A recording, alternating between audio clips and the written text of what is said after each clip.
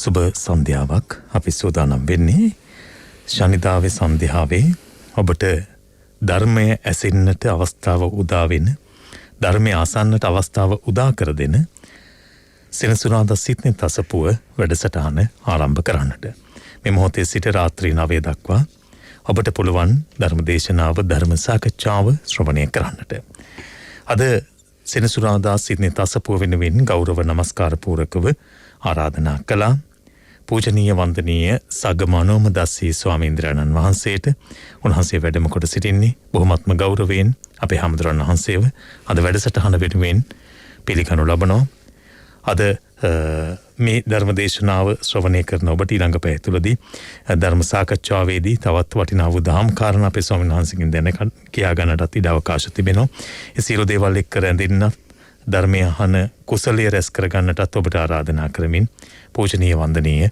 සග්ගමනෝම දස්සී ස්වාමීන් වහන්සේට ආරාධනා කරනවා ධර්මානුශාසනාව පැවැත්වීම සඳහා අවසරයි ස්වාමීන් වහන්සේ සාදු සාදු සාදු समन्त चक्रवालेषु अत्रा गच्छन्तु देवता सद्धम्मं मुनिराजस् सुनन्तु सग्ग मुक्कदं ධම්මස්සවන කාලෝ අයං බදන්තා ධම්මස්සවන කාලෝ අයං බදන්තා ධම්මස්සවන කාලෝ අයං බදන්තා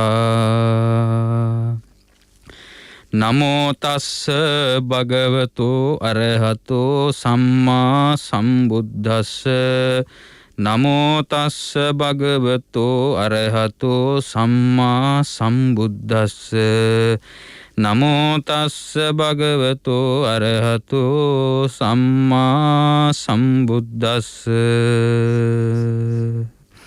යෝ රක්ඛති අත්තානං රක්ඛිතෝ තස්ස බාහිරෝ තස්මා රක්ඛේය අත්තානං අක්ඛාතෝ පණ්ඩිතෝ සදාති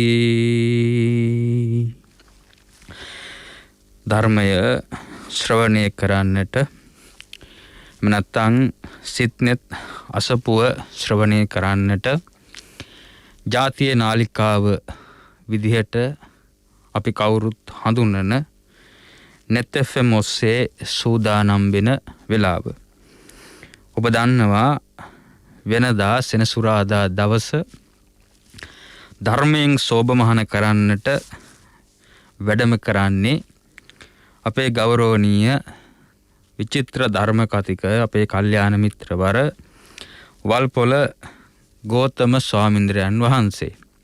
ඉතින් උන්වහන්සේවත් මේ වෙලාවේ සිහිපත් කරමින් නොම වෙලක් කිය හැකි හේතුවක් නිසා උන්වහන්සේ අද දින නොවැඩි බව දන්වමින්ම අපි ධර්මානුශාසනාව ආරම්භ කරන උන්වහන්සේටත් ආශිර්වාද ප්‍රාර්ථනා කරලා.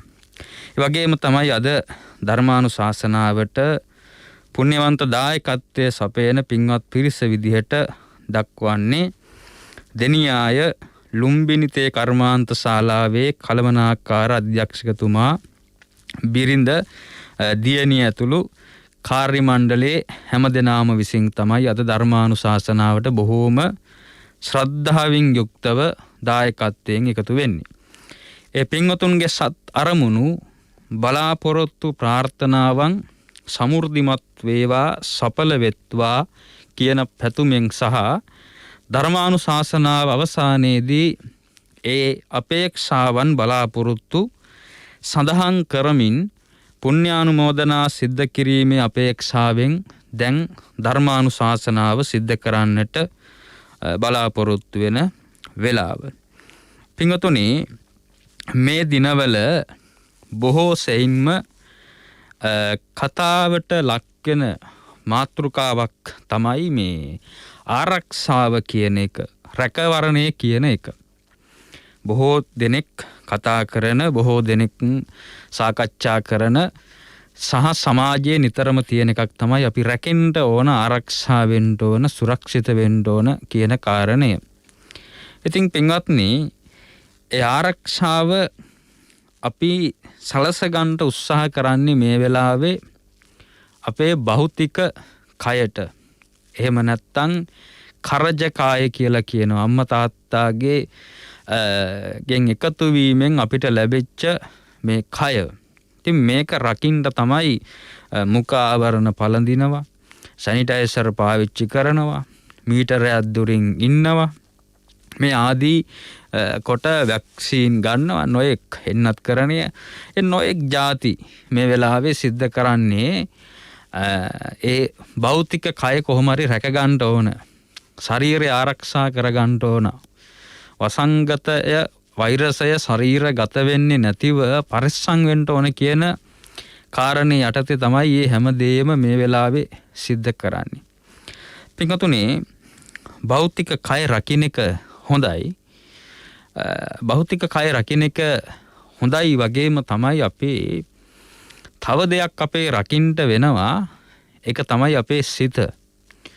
සිත රැක ගන්නටත් අවශ්‍යයි. ඒකට ප්‍රධාන හේතුවක් තමයි පින්වත්නි අපි මොන ආරක්ෂාවෙන් ජීවිතය ගත කරත්, මොන විදිහේ ක්‍රමවලට එන්නත් කරලා හෝ මුඛාවරණ පැළඳලා හෝ ඊට පස්සේ අත හොදගෙන හෝ කුමන විදිහක ආරක්ෂක වැඩපිළිවෙලක් යටතේ අපේ රැකවරණය අපි සලසගත්තත් මේ ශරීරය අපිට අත්හරින්න සිද්ධ වෙනවනේ කවදා හරි.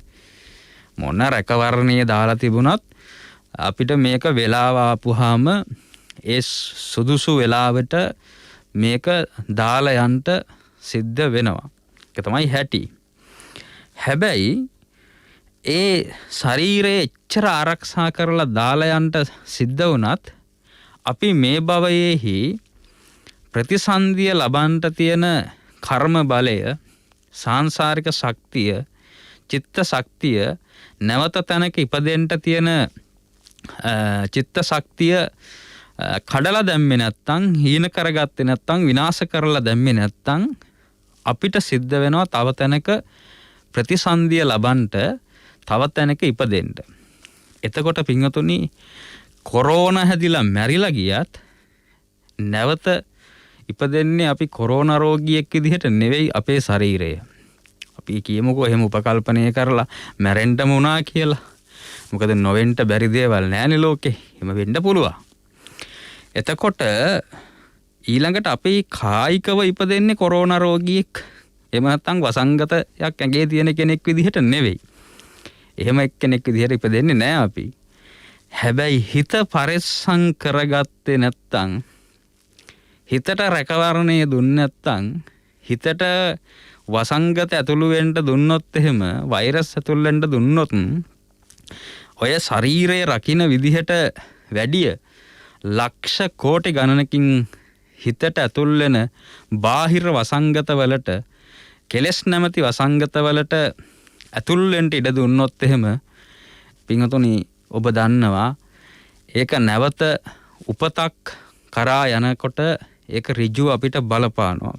ඒක ඉපදෙන්නටත්, ප්‍රතිසන්දියටත්, ඒ වගේම තමයි ප්‍රවෘත්තියටත්, ඒ කියන්නේ පැවැත්මටත්, ඒ දෙකටම බලපාන දෙයක් සිත රැකගන්නේ නැති එක.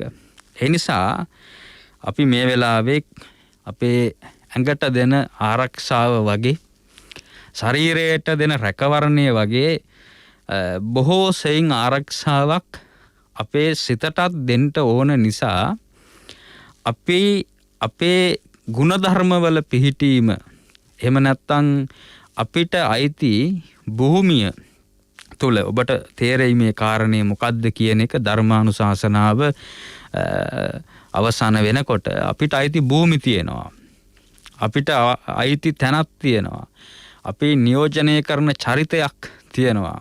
ඒවට අදාළ ඒ රැකවරණය අපි දුන්නේ නැත්තම් අපේ සිත ලොකු අනතුරකට වැටෙනවා. ඒ නිසා මේ මුලින් සඳහන් කරපු ගාථාවේ කියන්නේත් ඒක තමයි, යෝ රක්කති අත්තානං රක්කිතෝ තස්ස බාහිරෝ තස්මා රක්ඛිය අත්තානං අක්ඛාතෝ පණ්ඩිතෝ සදා කියන්නේ ඒක තමයි.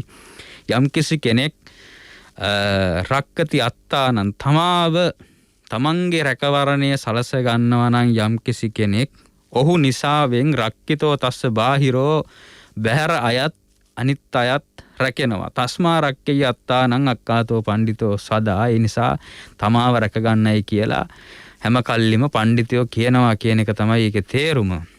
ඒක මෙන්න මෙහෙම එකක්. මේ කාරණේ දේශනා කරේ මේකට නොවුනත් ගලපන්න පුළුවන්.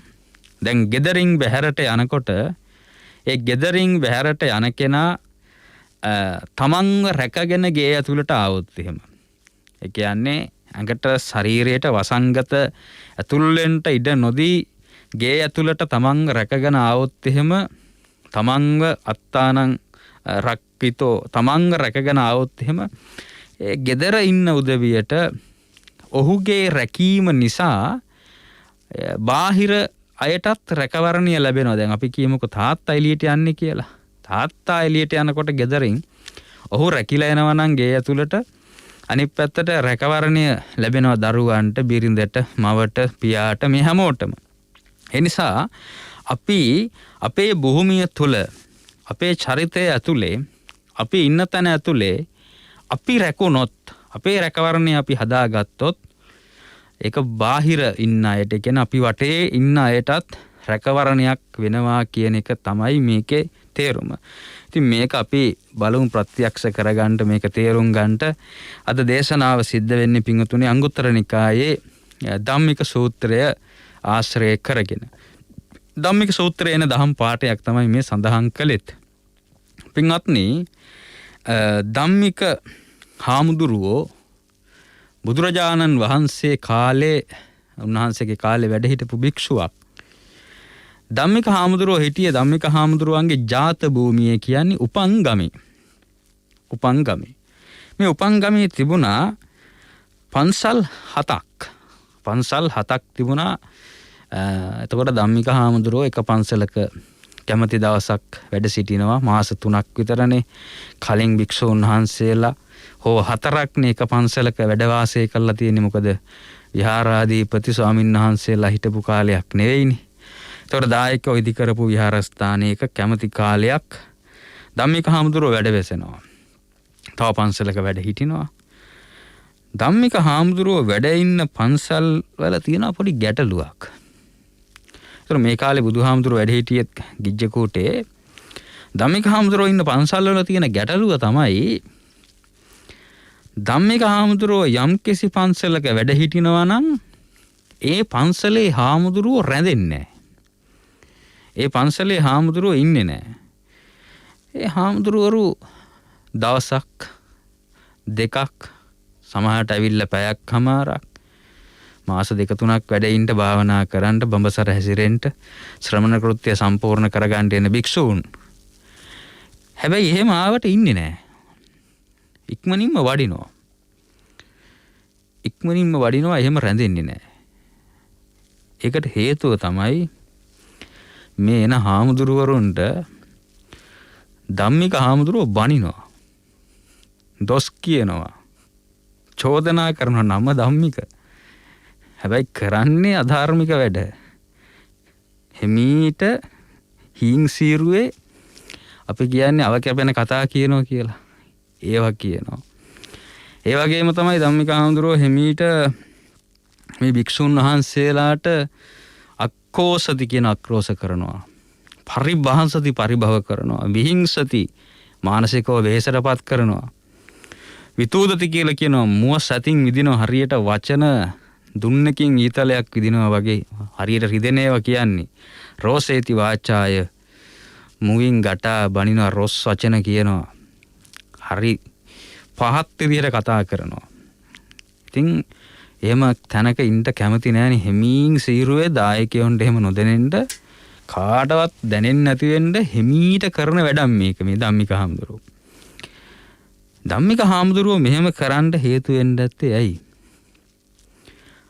පින්වතුනි එහෙම වෙන්න හේතු වෙන්න ඇත්තේ කියලා අපිට පැති ගණනාවකින් කතා කරන්න සාකච්ඡා කරන්න හිතන්න පුළුවන්. සමහර වෙලාවට හිතෙනවා ධම්මික හාමුදුරුවන්ට ලොකු මසුරුකමක් ඇති වෙන්න ඇති හිත ඇතුලේ මේ නවක භික්ෂූන් ආරාධිතව අනාරාධිතව වැඩිම සම්බන්ධව. පින්වතුනි මසුරුකම ගැන අපි කතා කරද්දී ඔබ දානමානවලට දානමාන දෙන වෙලාවන් වල නිතරම හාමුදුරුවරු කියලා දීලා තියෙනවානේ. ඔබට ඇහිලා තියෙනවා මේ මසුරුකම දුර කරලා තමයි අපේ පින්වතුන් දානීය දුන්නේ, දන් දුන්නේ කියලා කියනවා. පින්වතුනි, මසුරුකම දන් දෙන කෑම බීම දෙනකොට විතරක් නෙවෙයි ඇති වෙන්නේ හිත තුල. තව කෙනෙක් සැප විඳිනවා බලාගෙන ඉන්න බැරි ගතිය තමනුත් තමන්ගේ තියෙන දේවලුත් තව කෙනෙක් දකිනවා, තමන් භුක්ති විඳින දේවල් තව කෙනෙක් දකිනවා බලාගෙන ඉන්න බැරි මේ ගතිය මසුරුකම හිත ඇතුලේ ඇති වෙන්නේ කෑම බීම විතරක් නිසා නෙවෙයි. කරුණු 5ක් හින්දා වෙනවා. එකක් තමයි ආවාස මච්චරිය. ආවාස මච්චරිය කියලා කියන්නේ හාමුදුරු කෙනෙකුට නම් වැඩ ඉන්න පන්සල සම්බන්ධව ඇතිවෙන මසුරුකම. ඒ තමන් වැඩ ඉන්න පන්සලේ තව හාමුදුරු කෙනෙක් ඇවිල්ලා වැඩ වාසය කරලා වැඩ හිඳිමින් බ්‍රහ්මචර්යාව පුරාගනි, ඊට පස්සේ ශ්‍රමණ කෘත්‍ය දියුණු කරගනි කියන හැඟීම. ඒකට තියෙන ඉරිසියාවත් එක්ක එන මේ චෛතසිකයන්, මේ සිතුවිලි එහෙම ඇති වෙනකොට පන්සලේ අනිත් හාමුදුරුවන්ට රැඳෙන්න බෑ. තමන්ම විතරක් පන්සලේ ඉන්න ඕන කියන හැඟීම එක භික්ෂුවකට ඇති වෙන සිතුවිල්ල. එතකොට ධම්මික හාමුදුරුවන්ට එහෙම එකක් ඇති වෙන්න ඇතිනේ. තමන්ගේ පන්සලේ තව හාමුදුරුවෝ වැඩ ඉන්නවා බලන් ඉන්න බැරි ගතියක් උන්වහන්සේගේ හිතේ නැගෙන්න ඇති. ඒ නිසා අපිට එහෙම හිතන්න පුළුවන්. ඒ නිසා බැනලා එලවන්න ඇති මේ ආවාසය අල්ලගයි. තමන්ට වැඩ ඉන්න තියෙන තැන නැති වෙයි. අනික තමන්ගේ උපංගමේ නේකේ මාන්නෙත් තියෙනවා මේ හාමුදුරුවන්ට. ජාත භූමිය නෙමේ තමන්ගේ උපංගමේ. සමහර විට කියන්න ඇති මේක මගේ ගම ඉක්මනින් වඩින්න වෙයි වගේ කියන්න ඇති. ඉතින් අර හාමුදුරුවෝ වැඩියා. එතකොට ආවාස මච්චරිය ඒක හාමුදුරුවන්ට තරම් නෙවෙයි. ගිහි අයටත් ඇති වෙන්න පුළුවන්. ගෙයක් දොරක් හදාගෙන තව කෙනෙක් ඉන්නවා බලාගෙන ඉන්න බැරි ගතියක්. තව මිනිස්සෙක් බොහොම හොඳට හිසට වහලක් ඇතිව නිවසක ගෙදරක ඉන්නවා දකින්න බැරි ගති මිනිසුන්ට තියෙනවා. ඉතින් ඒ වුණාම සිද්ධ කරන જાති තියෙනවානේ නොඑක්. සමහරු ගම්මිරිස් අඹරන්ට යනවා දේවාලවල. තව જાති කරනවා. මේ මිනිසුන්ට බොරු ප්‍රචාර කරලා මිනිසුන්ගේ තියෙන ගුණය මකලා දාලා විනාශ කරන්න උත්සාහ කරන අය ඉන්නවා. එහෙම ඉන්නවා. එතකොට පින්වතුනි ආවාස මච්චරිය එහෙම ඇති වෙන්න ඇති කියලා අපිට හිතෙනවා. දෙවෙනි එක තමයි කුල මච්චරිය. ධම්මික හාමුදුරුවන්ට මේ කුල මච්චරිය ඇති වෙන්නේ නැති. ඒකනේ හාමුදුරුවන්ට එලවගත්තේ. කුල මච්චරිය කියලා කියන්නේ තමන්ගේ දායක කුලයන්, තමන්ගේ විහාරස්ථානයට අයිති කුලයන් සම්බන්ධව ජනතාව දායකයෝ ගැන මේ කියන්නේ.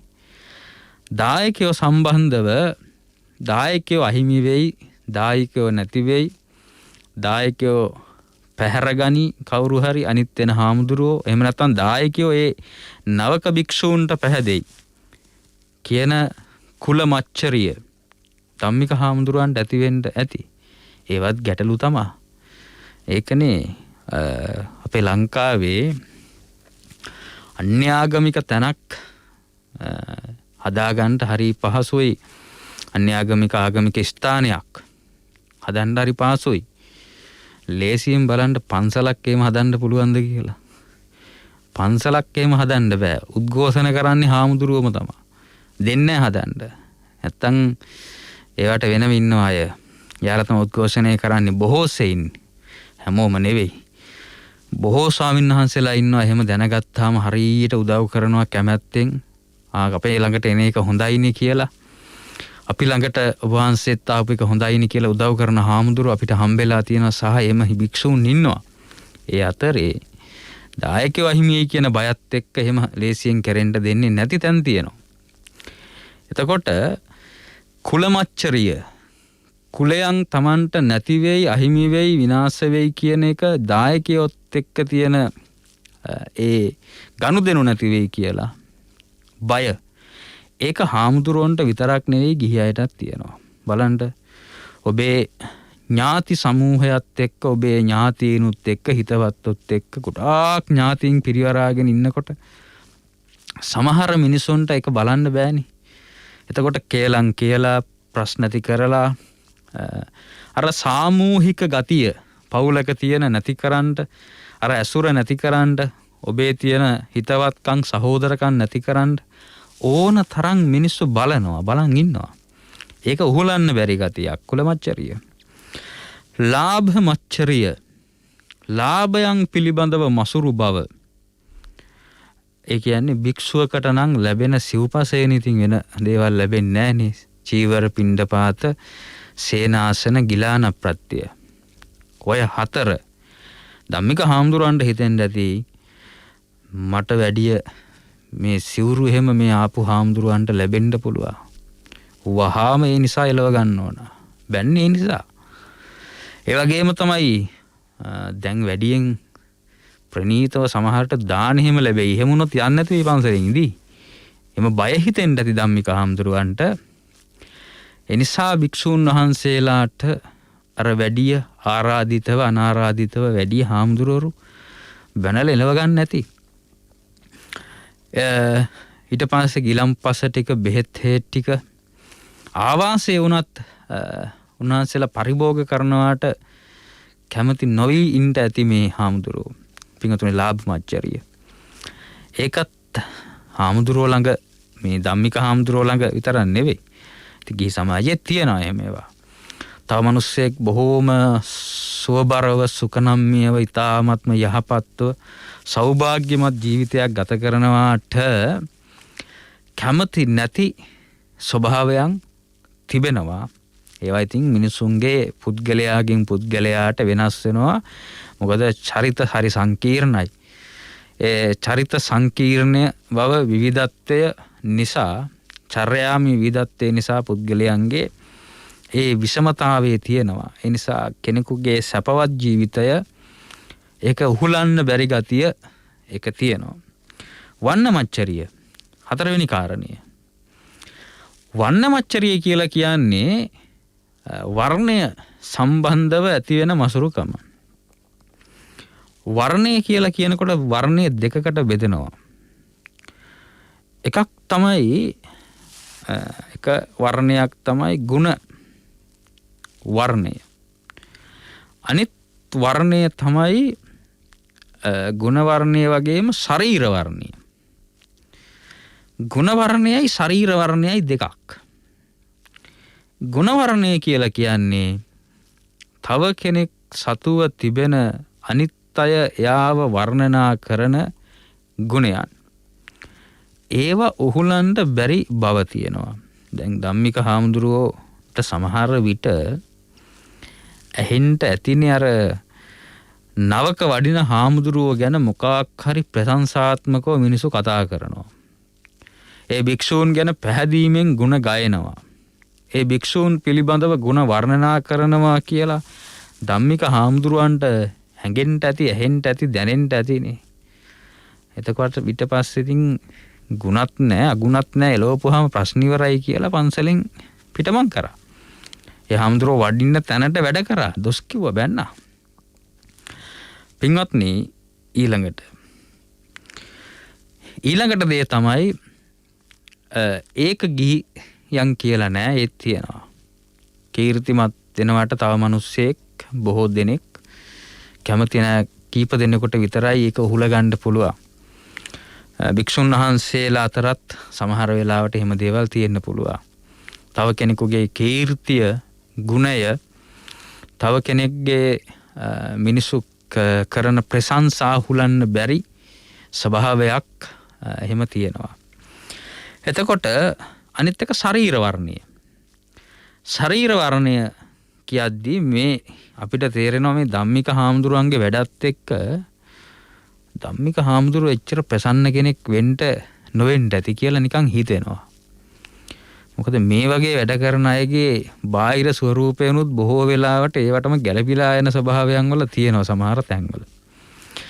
ධම්මික හාමුදුරුවන්ට වැඩි භික්ෂූන් වහන්සේලා බොහෝම පරිමණ්ඩලම් පාරුපිස්සාමීති සික්ඛා කරණීය කියලා පිරිමඩුළු කරලා හරියට බොහොම හොඳට සිවුරු පොරවන්න ඇති.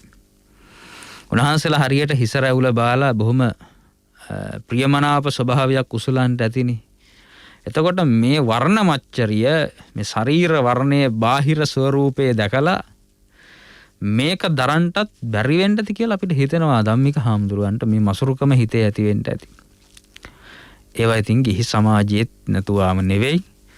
තව මිනිස්සෙක්ගේ තිබෙන හොඳට ඇඳලා පැළඳලා යන ගතිය ඉතින් උහුලන්න බැරි මිනිස්සු ඉන්න ස්වභාවයක් තියෙනවා. ඒවා පුතජන හිත්වල තාම කඩා ගන්න බැරි, ලිහා ගන්න බැරි වෙච්ච, උදුරලා දාන්න බැරි වෙච්ච කෙලෙස් වල හැටියේ.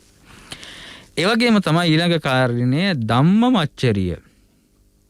ධම්මමච්චරිය කියලා කියනවා ධර්මය දැනගනීවි සහ තව කෙනෙකුට ධර්මයේ කියලා දෙන්න මැලිකමක්.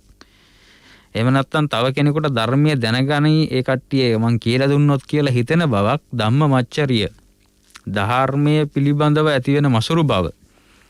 ඒක තියෙනවා පින්වත්නි. බොහෝ වෙලාවට තියෙන එකක් තව කෙනෙකුට නිර්ලෝභීව ධර්මයක් කියලා දෙන්න එහෙම කැමති නැති ස්වභාවයක් තියෙන අය ඕන තරම් ඉන්නවා. ඉතින් අපි සිහිපත් කරනවා මට බොහෝ වෙලාවට ওই ධර්මයේ සම්බන්ධව ගැටලු ආපුවාම සමහර ප්‍රශ්න සූත්‍ර කියවපුවාම තේරෙන්නේම නැති වුනහම වෙලාවක් කලාවක් නැහැ. මම ගන්නවා ගෞතම හාමුදුරුවන්ට දුරකථන ඇමතුමක් දෙනවා. ඒකට වෙලාවක් නැහැ. සමහරට මධ්‍යම රාත්‍රියේත් එහෙම වෙනවා. මට තේරෙන්නේ නැහැ හාමුදුරුවෝ මේක මේ කොහොමද කියලා. බොහෝ වෙලාවට මම උන්වහන්සේගෙන් අහලා තිබෙනවා. උන්වහන්සේ බොහෝම නිර්ලෝභීව මෙන්න මෙහෙමයි වෙන්නේ කියලා. එහෙම නැත්නම් ඒ වෙලාවේ වෙන වැඩක් නම් ඒ වැඩේ තියනවා තා චුට්ටකින් ගන්න කියලා හෝ එහෙම නැත්නම් ඒ වෙලාවෙම මෙන්න මෙහෙමයි කියලා හරි ලස්සනට උපමා සහිතව උන්වහන්සේ පැහැදිලි කරපු තැන් තියෙනවා. ඒ එහෙම කියලා දෙන්න කැමති නැති බව තමයි ධම්මමච්චරිය.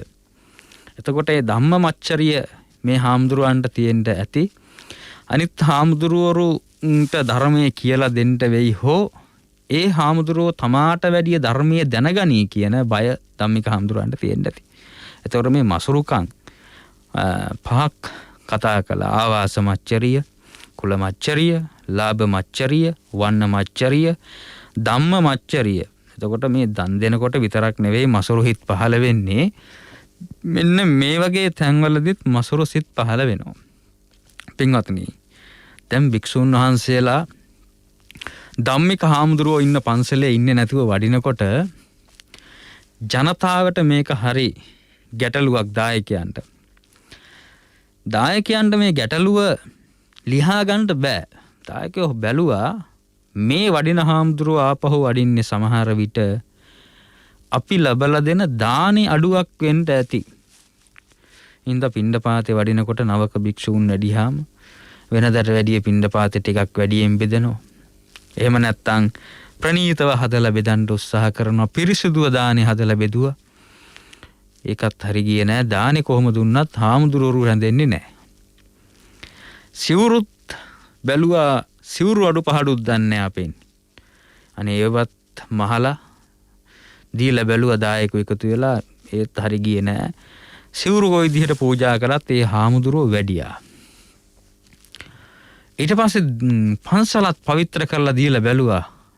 වැසිකිලි කැසිකිලි දායකෝම ඇවිල්ලා හොදලා පවිත්‍ර කරලා මකුළු දැල් ටික එහෙම පන්සලේ කඩලා නවක තීන් තාලේපන කරලා එහෙම කරන්න ඇති අද වගේ.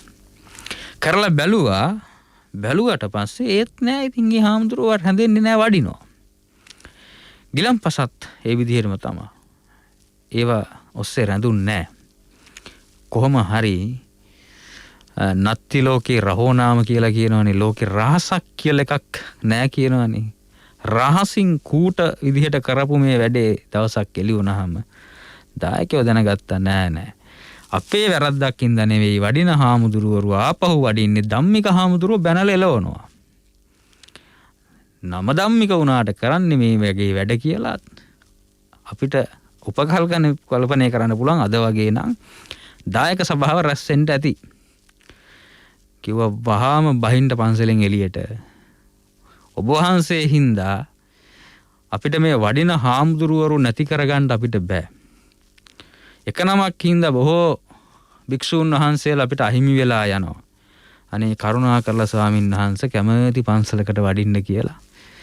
ධම්මික හාමුදුරුවන්ගේ 3 සිවුරයි පාත්‍රේ දීලා ධම්මික හාමුදුරුවෝ එලවගත්ත ඇත්තරම පන්සලේ. ඒක උනේ.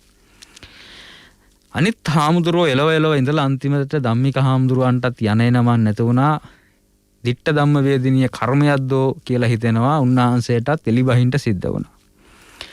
දෙවැනි පන්සලට ගියා. දැන් උපන් ගමනේ මොනවා වුණත් දෙවැනි පන්සලේ එහෙත් ඉල්ල සතියක් කමාරක් කීප දවසක් ඉන්නකොට එහෙත් ඉන්න බෑ. කරන්නේ අර පුරුදු වැඩේ. මොකද කැලේ මාරුණාට මුවාගේ තිත් මාරු වෙන්නේ නැහනේ. කරන්නේ අර පහත් වැඩේමයි. තිත් මාරු වෙන්නේ නැහැ. කැලේ මාරුණාට මුවන්ගේ. ඒ වගේ කරන්නේ නරකම වැඩ ටික. එතන දායකයොන්ටත් මේක හෙලෙවුණා එලෙව්වා. පන්සල් 7කින් ධම්මික හාමුදුරුවෝ එලවනවා. ධම්මික හාමුදුරුවෝ එලව ගත්තා. පින්වත්නි දැන් යන එනමක් නෑ. යන පන්සලෙන් එලව ගන්නවා. පන්සල් 7කින් එලෙව්වා කියලා කියනකොට දායකෝ එකතු වෙලා මේ භික්ෂුව කොච්චර අසරණ වෙන්නද? මේ භික්ෂුවට කොච්චර දුකක් දැනෙන්නද? තමන් ළඟ වැරදි තමා. ඒ වුණාට එයා හිතන්නේ එයා හරි කියලානේ. ඒ භික්ෂුවට ලොකු දුකක් දැනෙන්න ඇති. ධම්මික හාමුදුරුවන්ට යන්න එන්න තැන් නැහැ. යනවා බුදුහාමුදුරුවෝ හොයාගෙන. බුදුරජාණන් වහන්සේ ගිජුකුළු පවුවේ වැඩ ඉන්නේ. ගියාට පස්සේ පින්වත්නි බුදුරජාණන් වහන්සේට කිව්ව බුදුහාමුදුරුවනේ මම මෙහෙමයි ජාත භූමියේ මේ පන්සල් වල වැඩ හිටියා. මාව එලෙව්වා. බුදුහාමුදුරුවෝ ඒක අහගෙන ඉඳලා කිව්වා දේශනා කළා ධම්මික ඔය සමුද්‍රයේ යන ඒ කියන්නේ මුහුදේ යන වෙලෙන්දෝ ඉන්නවා. සමුද්‍ර වාණිජ මුහුදු වෙලෙන්දෝ ඉන්නවා. මුහුදු තරණය කරලා වෙන රටවල් වලට ගිහිල්ලා බඩු විකුණලා මුදල් උපයන වෙලෙන්දෝ ඉන්නවා. මේ වෙලෙන්දෝ ළඟ ඉන්නවා පක්ෂියෙක් කවුඩෙක් තීර්ථදර්ශී කවුඩෙක්. තීර්ථදර්ශී කියලා කියන්නේ පරතර දකින ගොඩබිමක් දකින පක්ෂියෙක්.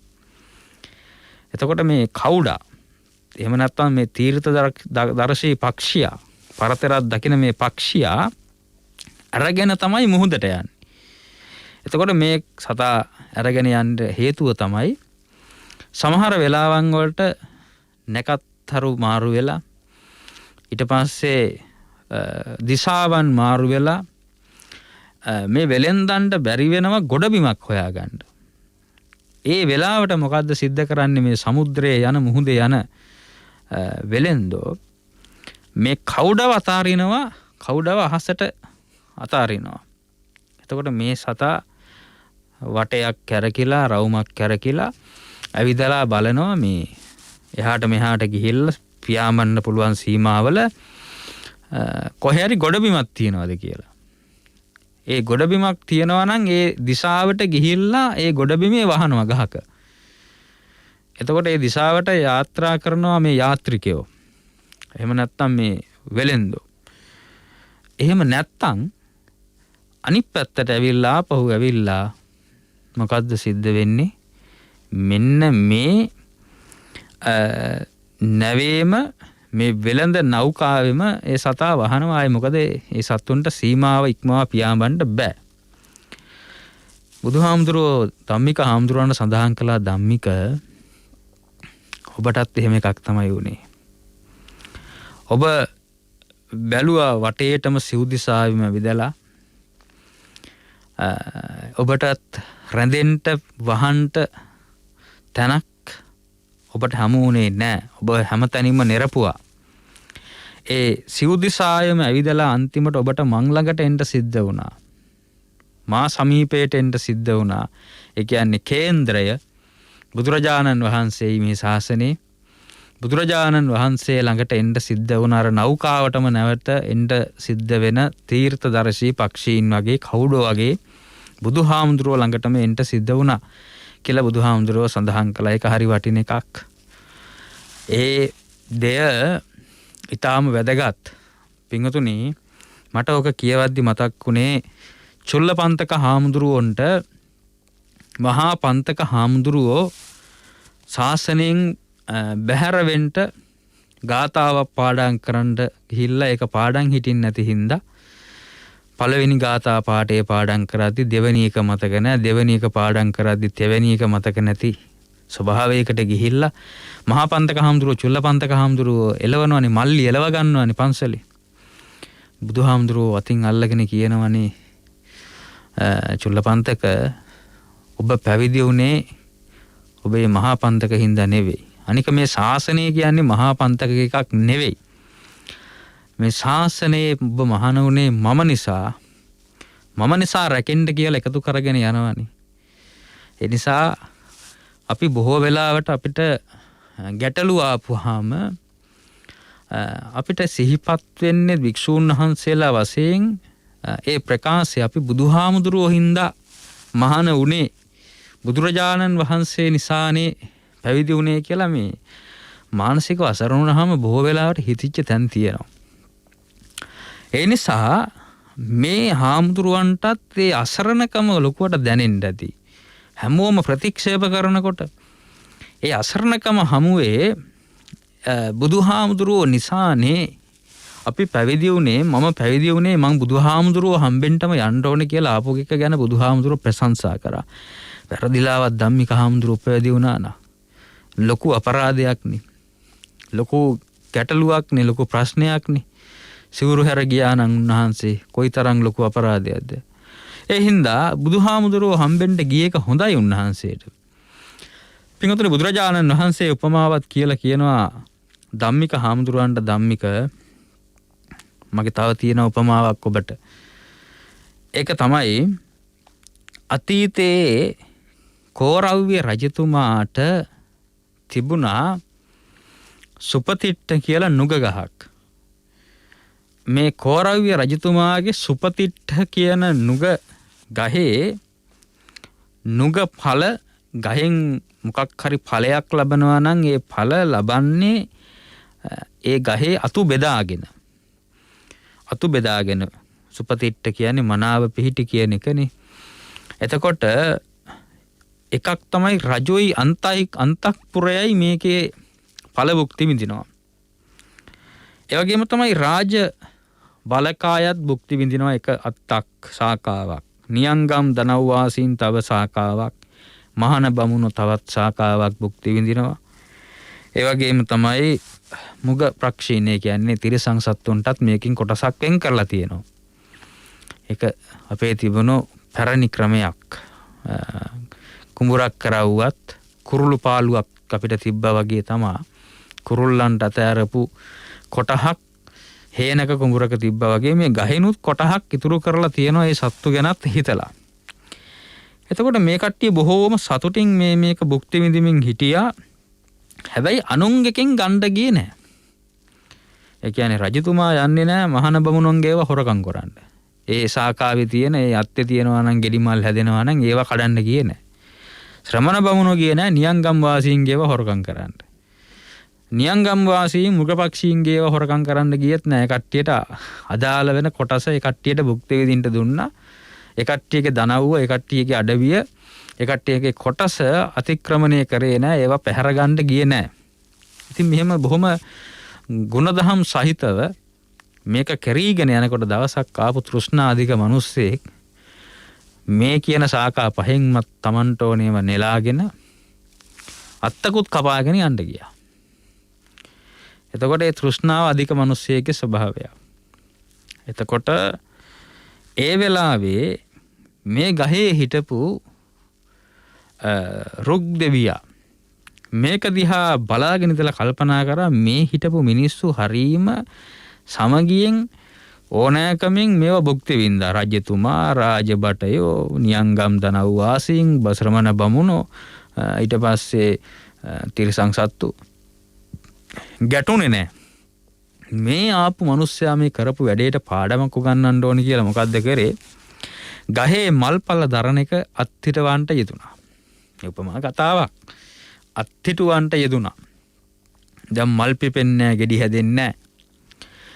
පින්වතුනි, මල් පිපෙන්නේ ගෙඩි හැදෙන්නේ නැති පුවත කෝරව්‍ය රජතුමා දැනගෙන කෝරව්‍ය රජතුමා ගිහිල්ලා සක්දෙවිතුමාට මේ ප්‍රවෘත්තිය කිව්වා. එතකොට ප්‍රවෘත්තිය කිව්වම සක්දෙවිතුමා හොයලා බැලුවා මෙහෙම වෙන්න හේතුව මොකද්ද? රුක්දෙවියා අත්තිටු වෙලා තිබෙනවා. ඒ ලැබෙන වරප්‍රසාද මිනිසුන්ට දිනා ගන්න දෙන්නේ නැහැ. ඒවා මග නතර කරගෙන මල් පිපෙන්නේ නැහැ, ගෙඩි හැදෙන්නේ නැති වුණාම මිනිස්සුන්ට ජීවත් වෙන්න බෑ. ඒ නිසා සක්දෙවිතුමා මොකද්ද සිද්ධ කරේ? මහා වාතයක් නිර්මාණය කරලා ගහ අනිත් පැත්තට පෙරලලා දානවා. රුක්දෙවියගේ විමානේ විනාශ වෙනවා. රුක්දෙවියා ගිහිල්ලා අඬාගෙන සක්දෙවිතුමා හම්බෙලා කිව්වා විමානේ විනාශ වුණා කියලා. ඒ වෙලාවේ ඇහුවා ප්‍රශ්නයක්. ඒ ප්‍රශ්නේ තමයි ඔබට ඔබේ විමානේ නැති වුණේ රුක්ඛ ධර්මයේ පිහිටලා හිටපු වෙලාවකද? රුක් ධර්මයේ පිහිටපු වෙලාවකද මේක නැති වුණේ? අහිමි වුණේ කියලා ඇහුවා. ඊට පස්සේ අහනවා ඒ මොනවද ඒ රුක් ධර්ම කියලා කියන්නේ? රුක් ධර්ම කියලා කියන්නේ යම් කිසි කෙනෙක් ගහක පොතු කොළ මල් ඵල ඒවා නෙලාගෙන ගියාට ඒවට එරෙහි වෙන්න ගහේ ඉන්න දෙවියටවත් බෑ. මොකද ගස් ඵල දරන්නේ පරහිත පිනිසමයි. අනුන්ගේ හිත පිනිසමයි ඒවා ඵල දරන්නේ. පරෝපකාරාය ඵලಂತಿ වෘක්ෂා. වෘක්ෂයෝ ඵල දරන්නේ පරෝපකාරාය. පරෝපකාරාය කියන්නේ අනුන්ගේ හිත පිනිස. එතකොට ඊට පස්සේ ඒක කියලා දීලා ඒක පිළිගත්තාම නැවත ඒවා රකින්නවා කියලා ඒවට එරෙහි වෙන්නේ නැහැ කියලා පිළිගත්තාම නැවත ලැබුණා විමානේ. මේ උපමා කතාව අරගෙන බුදුහාමුදුරුවෝ ඇහුවා ධම්මික පන්සලෙන් එලවගත්තේ ඔබව ශ්‍රමණ ධර්මයේ පිහිටලා ඉද්දිද නැද්ද? මහාන ධර්මයේ පිහිටලා ඉද්දිද නැද්ද කියලා අහනවා. මහාන ධර්ම ගැන උන්වහන්සේ දන්නවා. උන්වහන්සේ කිව්වා නෑ ස්වාමීනි. මහාන ධර්ම තමයි බුදුහාමුදුරුවෝ ආපහු මතක් කරලා දෙනවා. අක්‍රෝෂ කරන්නන්ට අක්‍රෝෂ නොකිරීම ශ්‍රමණ ධර්මයක්. අක්‍රෝෂ කරන අයට අක්‍රෝෂ කරන්න නැතිව ඉන්න එක. බනින අයට බනින්න නැතුව ඉන්න පුළුවන් කියලා කියන්නේ ශ්‍රමණ ධර්මයක් කියලා කියන්නේ. ඒක හැමෝටම කරන්න බැරි එකක්. ඉවසීම තියෙන ඉවසීම පුරුදු කරපු තාපස කියන එකේම අර්ථයක්නේ, මහාන කියන එකේම අර්ථයක්නේ ඉවසීම කියන එක. ඉවසීම නැති මහානකම තව කෙනෙක්ගේ අක්‍රෝෂයන් ඉවසලා ඉන්න බැරි නම් ඒ මහානකම ඵලයක් නැහැ. මහානකමේදී හැමදේම ප්‍රගුණ කරනවා වගේම පුදුම විදිහට ප්‍රගුණ කරන්න ඕන එකක් තමයි ඉවසීම. බනින අයට, දොස් කියන අයට, චෝදනා කරන අයට, ඒ කියන්නේ හේතු රහිතව ඒවා ඉවසා දරා ගන්නට, ඒවට ප්‍රතිඋත්තර ලබා දෙන්න නොයාම. හැබැයි මොකක් හරි අයහපත් වැඩක් කරලා බැන්නොත් නම් ඉතින් ඒක කරන්න දෙයක් නැහැ. හැබැයි සාමාන්‍ය ශ්‍රමණ ජීවිතය ගත කරද්දී චෝදනා ඒවා ඉවසන්න පුළුවන් වෙන්න ඕන. ඒක ශ්‍රමණ ධර්මයක්, මහාන ධර්මයක්. ගැටෙන්න යන්න බෑ එහෙම. එතකොට ඒක පිහිටලා ඉද්දිද ඔබ වහන්සේට මේ විදිහට සිද්ධ වුණේ කියලා ඇහුවා. ඊට පස්සේ ඒකේ එහෙම පිහිටලා හිටියේ නෑ කියලා ධම්මික හාමුදුරුවෝ පෙන්නනවා. ඊට පස්සේ ක්‍රෝධ කරන්නන්ට පෙරලා ක්‍රෝධ නොකිරීම ශ්‍රමණ ධර්මයක්. වෛර කරන, ක්‍රෝධ කරන ඒකත් හරි වැදගත් නේ.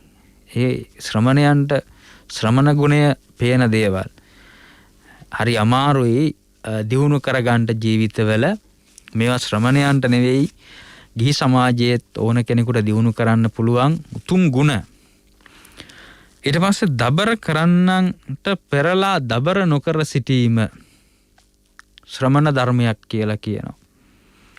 දබර කරන, රණ්ඩු කරන අයට නැවත පෙරලා රණ්ඩු කරන්න නොයෑම. මෙන්න මේ ශ්‍රමණ ධර්ම ජීවිතේ ශ්‍රමණයන්ට වගේම හැමදෙනාටම වැදගත් වෙන ඒවා. පින්වත්නි, අපි හැමදෙනාටම මං කිව්වා භූමිකාවක් තියෙනවා කියලා. එතකොට ඒ භූමිකා තමයි පිය කෙනෙක් කියන්නේ භූමිකාවක්. එක තනතුරක් එහෙම නෙවෙයි. ඒක භූමිකාවක්. ඒක ඒ ගෙදර ඇතුලේ නියෝජනය කරන්න තියෙන ගෙදර කියන රංගමඩල ඇතුලේ රංගපාන්න තියෙන ඇත්තටම ගත්තොත් චරිතයක් භූමිකාවක්. ඒ භූමිකාවේ පීතෘ ධර්මයේ නැත්තම් මේ ධම්මික හාමුදුරුවන්ට වගේ තමයි තමාව රැකෙන්නත් බෑ. බාහිර අයට රැකෙන්න හැකියාවකුත් නෑ. පිය කෙනෙක්ගේ භූමිකාවේ පීතෘ ධර්මවල පිය කෙනෙක් පිහිටියේ නැත්තම්. මවකගේ මාතෘ ධර්මයන් වල මව් ගුණයන් වල මවක් පිහිටියේ නැත්තම් මවකටත් ඒ ගුණේ ඒ භූමිකාවේ රැඳෙන්න බෑ. දැන් අපි කියනවානේ මේ ගෙදර බුදුන් කියලානේ කියන්නේ අම්මා තාත්තට. දැන් බලන්න බුදුහාමුදුරුවන්ගෙන් බුද්ධෝවිය මාතා බුද්ධෝවිය පුතා කියලා බණ පොත කියන්නේ. මේ බුද්ධෝවිය මාතා බුද්ධෝවිය පිතා කියලා කියන්නේ. එතකොට මේ බුදු කෙනෙකුගේ අපි ගමුකෝ ඊටාම අල්ප මාත්‍ර ගුණයක් රහසින්වත් පවු නොකළ සේක. දැන් හැමෝම කැමති බුදුවරුන් වගේ තමයි අම්මා තාත්තා කියලා අහගන්න. හැබැයි ඉතින් බුදු කෙනෙක්ගේ ගුණයත් එක්ක බලනකොට මේ එකක් හරි පුරුදු කරන්න ඉගෙන ගන්න ඕන උත්සාහ කරන්න ඕන. රහසින්වත් බුදුවරු පවු කරන්නේ නැහැ. මාතෘ ධර්මයේ පීතෘ ධර්මයේ පිහිටන්ට නම් රහසින්වත් පවු නොකර ඉන්න ගුණයක් තිබුණ නැත්නම් නත්ති ලෝකේ රහෝනාමනි. දරුවන්ට ඕවා සංජානනය වෙනවා කොහොම හරි sannivedanaya වෙනවා. ඊට පස්සේ අර ධම්මික හාමුදුරුවන්ට වෙච්ච දේ සිද්ධ වෙනවා. මාතෘ පදවියෙන් පීතෘ පදවියෙන් ගිලිහිලා වැටෙනවා. ඒ වගේ ඒවා හොසි වෙලා යනවා. ඒවා නැති වෙනවා. රටේ රජුටත් එහෙමයි. රාජ්‍ය ධර්මයේ රජු පිහිටියේ නැත්තම් රජුට විසියෙන්න වෙනවා. මිනිසු විසි කරනවා එහෙම නැත්තම්. ඒක තමයි ස්වභාවය. රාජ ධර්මවල පිහිටන්න ඕන නැත්තම් ඒක මිනිස්සුන්ට වැටහෙනවා තේරෙනවා මේ ප්‍රෝඩාවක් බොරුවක් කරන්නේ රාජ ධර්ම නෑ කියලා. ඊට පස්සේ අනිත් පැති වලින් ගත්තොත් ගුරුවරයාගේ භූමිකාවේ ගුරුවරයාට තියෙන්න ඕනේ ගුරු ධර්ම. ආයතනයක් ගත්තහම ආයතනික ප්‍රධානීන්ට ඒ ගුණ ධර්ම තියෙන්නට වෙනවා. ඒ තැන් නියෝජනය කරන භූමිකාවල ඉන්න අයට ඒ ගුණ ධර්ම තියෙන්න වෙනවා. ඒ කියන්නේ තමාව රකින්න තමාව ආරක්ෂා කරන ගුණ ධර්ම තියෙන්න වෙනවා. ඒ නිසා පින්වතුනි ධම්මික සූත්‍රය තව ඉස්සරහට ගලාගෙන ගියත් මේ කොටස මේ වෙලාවට ප්‍රමාණවත් කියලා හිතනවා ඒ සූත්‍රයෙන් පුටලා ගත්ත. ඒ නිසා අපිට අයිති ගුණධර්මවල අපිට අයිති භූමිකාවේ අපිට අයිති භූමිය තුල අපි සුරක්ෂිත වෙනවා නම් ඒකින් බොහෝ දෙනෙකුට හිත සැලසෙනවා. බොහෝ දෙනෙකුට යහපත සැලසෙනවා. එහෙම නැතිනම් ඒ තැනට හිත රැකගත්තේ නැත්නම් හිත සුරක්ෂිත කරගත්තේ නැත්නම් අපිට පිරිහීම දකින්නටම සිද්ධ වෙනවා. ඒ නිසා පින්වත්නි අපිට මේ ධම්මික සූත්‍රයෙන් උගන්වන එක උපදේශයක් එක දේශයක් පුංචි පෙත්තක් වගේ උපදේශයක් කියලා ගත්තත් නිවැරදි තමයි ඒ කාරණය. ඒ නිසා තම තමන්ගේ භූමිය වල පිහිටලා තමන්ගේ භූමිකාව රැකගෙන ඒ රැකගන්න සිත රැකගන්න වෙනවා. සිත රැකගෙන බොහෝ දිනකුත් රැකගෙන සමාජයට හිතසුව පිණිස ඥානය වීරිය වඩන්ට සති සමාධි ප්‍රඥා දියුණු කරගන්න. ඒ වගේම තමයි ඒ තමන්ගේ භූමිය රැකෙන්න නම් හිතට එන කෙලෙසුන් පිළිබඳව අවධානයෙන් සතියෙන් ඉන්න සිද්ධ වෙනවා. සති සම්පජඤ්ඤය සිහිය සහ නුවණ තියෙන්න වෙනවා. ඒ සිහිය නුවණ ඔබ තුල දියුණු වෙන්නට මේ සූත්‍රයෙන් සිද්ධ කරපු මේ දේශනාව ඒකාන්තයෙන්ම හේතු වාසනාම වෙත්වා කියලා මේ වෙලාවේ ප්‍රාර්ථනා කරලා දැන් සූදානම් වෙන්නේ ධර්මානුශාසනාවට පුණ්‍යවන්ත දායකත්වයේ සපයන පින්වතුන් සිහි ගන්වමින් ඒ අයට පින් අනුමෝදන් කරන්න. පින්වතුනි අද ධර්මානුශාසනාවට සිත්නෙත් අසපුව ධර්මානුශාසනාවට දායකත්වයේ සපයන්නේ දෙනියායේ ලුම්බිනි තේ කර්මාන්ත ශාලාවේ කළමනාකාර අධ්‍යක්ෂකතුමා බිරිඳ දියණිය ඇතුළු කාර්ය මණ්ඩලයේ හැමදෙනාම විසින්.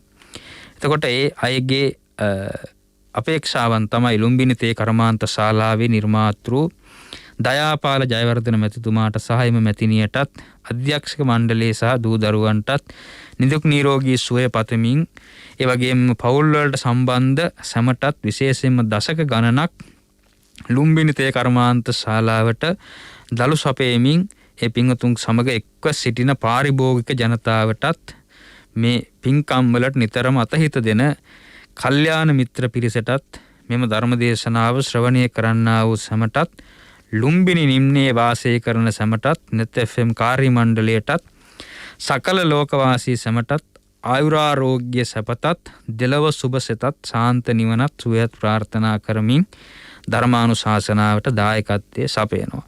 ඊට අමතරව නිරන්තරයෙන්ම ඒ පින්වතුන් සමග එක්ව පින් කටයුතු කරන්නා වූ දෙනියාය ලුම්බිනි සමූහ ව්‍යාපාරයේ කාර්ය මණ්ඩලයේ ඇතුළු සියලු දෙනාටත් නිවන් අවබෝධයේ පිණිස මෙම කුසලයේ හේතු වේවා ඒ අයගේ සියලු සම්‍යක් ප්‍රාර්ථනාවන් ඉටු වෙත්වා කියන ප්‍රතුමත් පතනවා. ඒ වගේම මේ ධර්ම දානී කුසල් ශක්තියේ බලයෙන් හා රත්නත්‍රය සතු අසීමිත ගුණානුභාව බලයෙන් ධර්මදේශක පූජනීය වල්පොළ ගෞතම මාහිමිපාණන් වහන්සේගේ පාරමිතා ගමනට ශක්තියක් වේවා.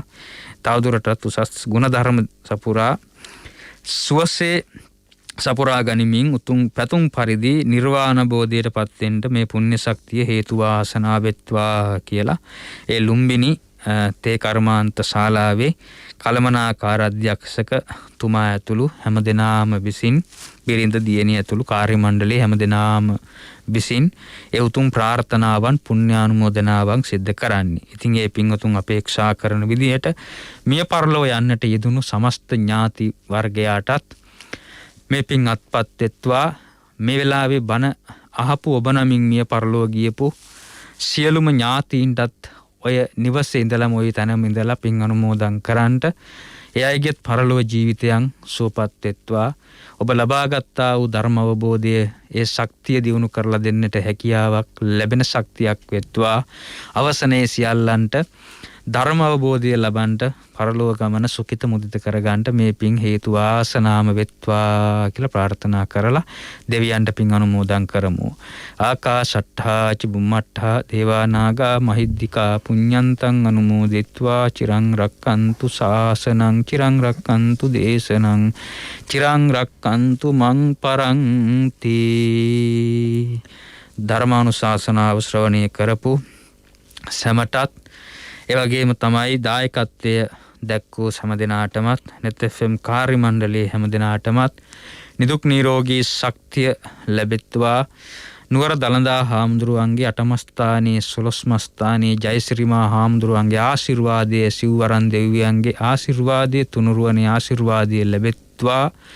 අවසන ඔබට මට අපි හැම දෙනාටම එකම ධර්ම මණ්ඩපයකදී එක බණපදයක් ඇහෙන වෙලාවක එකම සාදු නාදයක් මැද එකට නිවන් දකින්න මේ පාරමිතා ශක්තියින් ඒකාන්තයෙන්ම හේතුවක් වාසනාවක්ම වෙත්වා කියලා සාදු කියලා ප්‍රාර්ථනා කරන්න.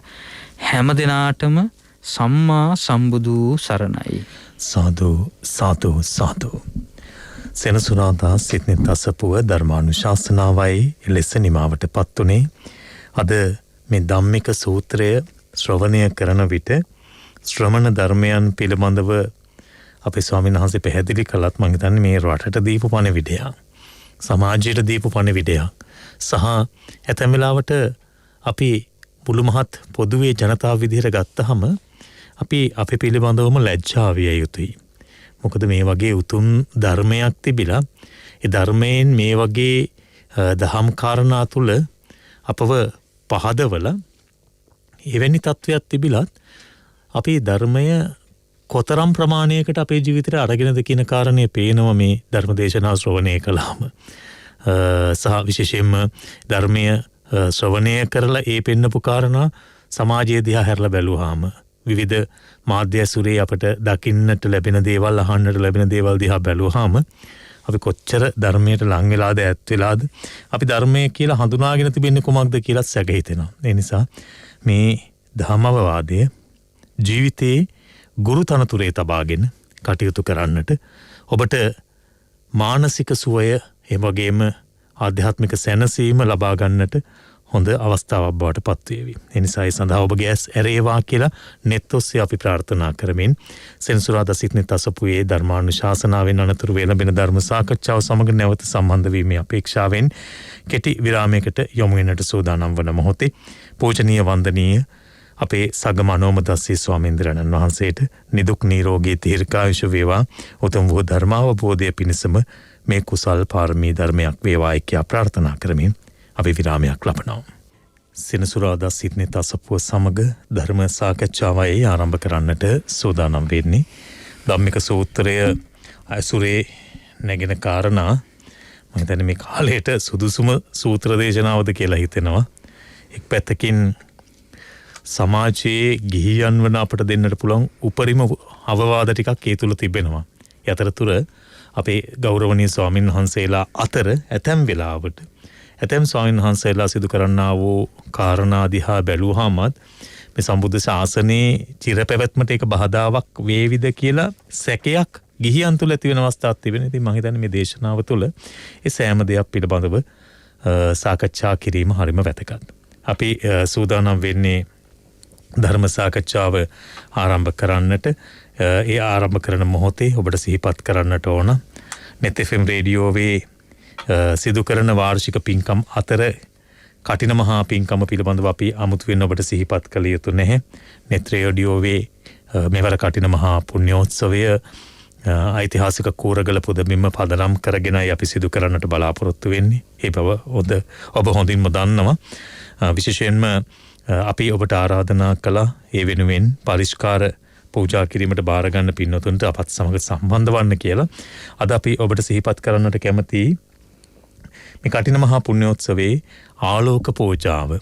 ඓතිහාසික කූරගල වසර ගණනාවකට පස්සේ මේ ධර්මාලෝකයෙන් බබලනවා වගේම ආලෝකමත් වන අවස්ථාවක්. ඒ නිසා ඒ ආලෝක පූජාවේ දායකත්වය ලබා ගන්නට ආලෝක පූජාවට දායක වෙන්නට කැමති ඔබට අපි ආරාධනා කරනවා මේ කටයුත්ත තමන්ගේ ජීවිතයේ ලැබුණු විශේෂ අවස්ථාවක්සේ සලකලා ඒ උතුම් අවස්ථාවට සහ සම්බන්ධ වන්නට කියා ආලෝක පූජාව වෙනුවෙන් දායකත්වයේ බාර ගන්නට පුළුවන් ඔබට නොවැම්බර් මාසයේ අපි කටින පින්කම පවත්වන්නට බලාපොරොත්තු වෙන එහිදී මුළු මහත් කූරගලම ඒකාලෝක කරන්නට ඒ සම්බුද්ධ ගුණය පිළිබඳව අපේ හිතේ ගෞරවයක් ඇතිවන්නට එදා මහරහතන් වහන්සේලා වැඩ හිටපු මේ ඓතිහාසික පුදබිම නැවත ආලෝකයෙන් ආලෝකමත් කරලා ආලෝක පූජාවක් ලෙසින් බුදුරජාණන් වහන්සේ වෙනුවෙන් මහා ගෞරවයක් දක්වන්නට ලැබෙන අවස්ථාවක්. ඒ පිළිබඳ විස්තර දැනගන්න ඔබ කතා කරන්න ආලෝක පූජාව බාර ගන්නට ඔබ කතා කරන්න 077 41 51 272 077 41 51 272 දුරකථන අංකයට කතා කරන්න.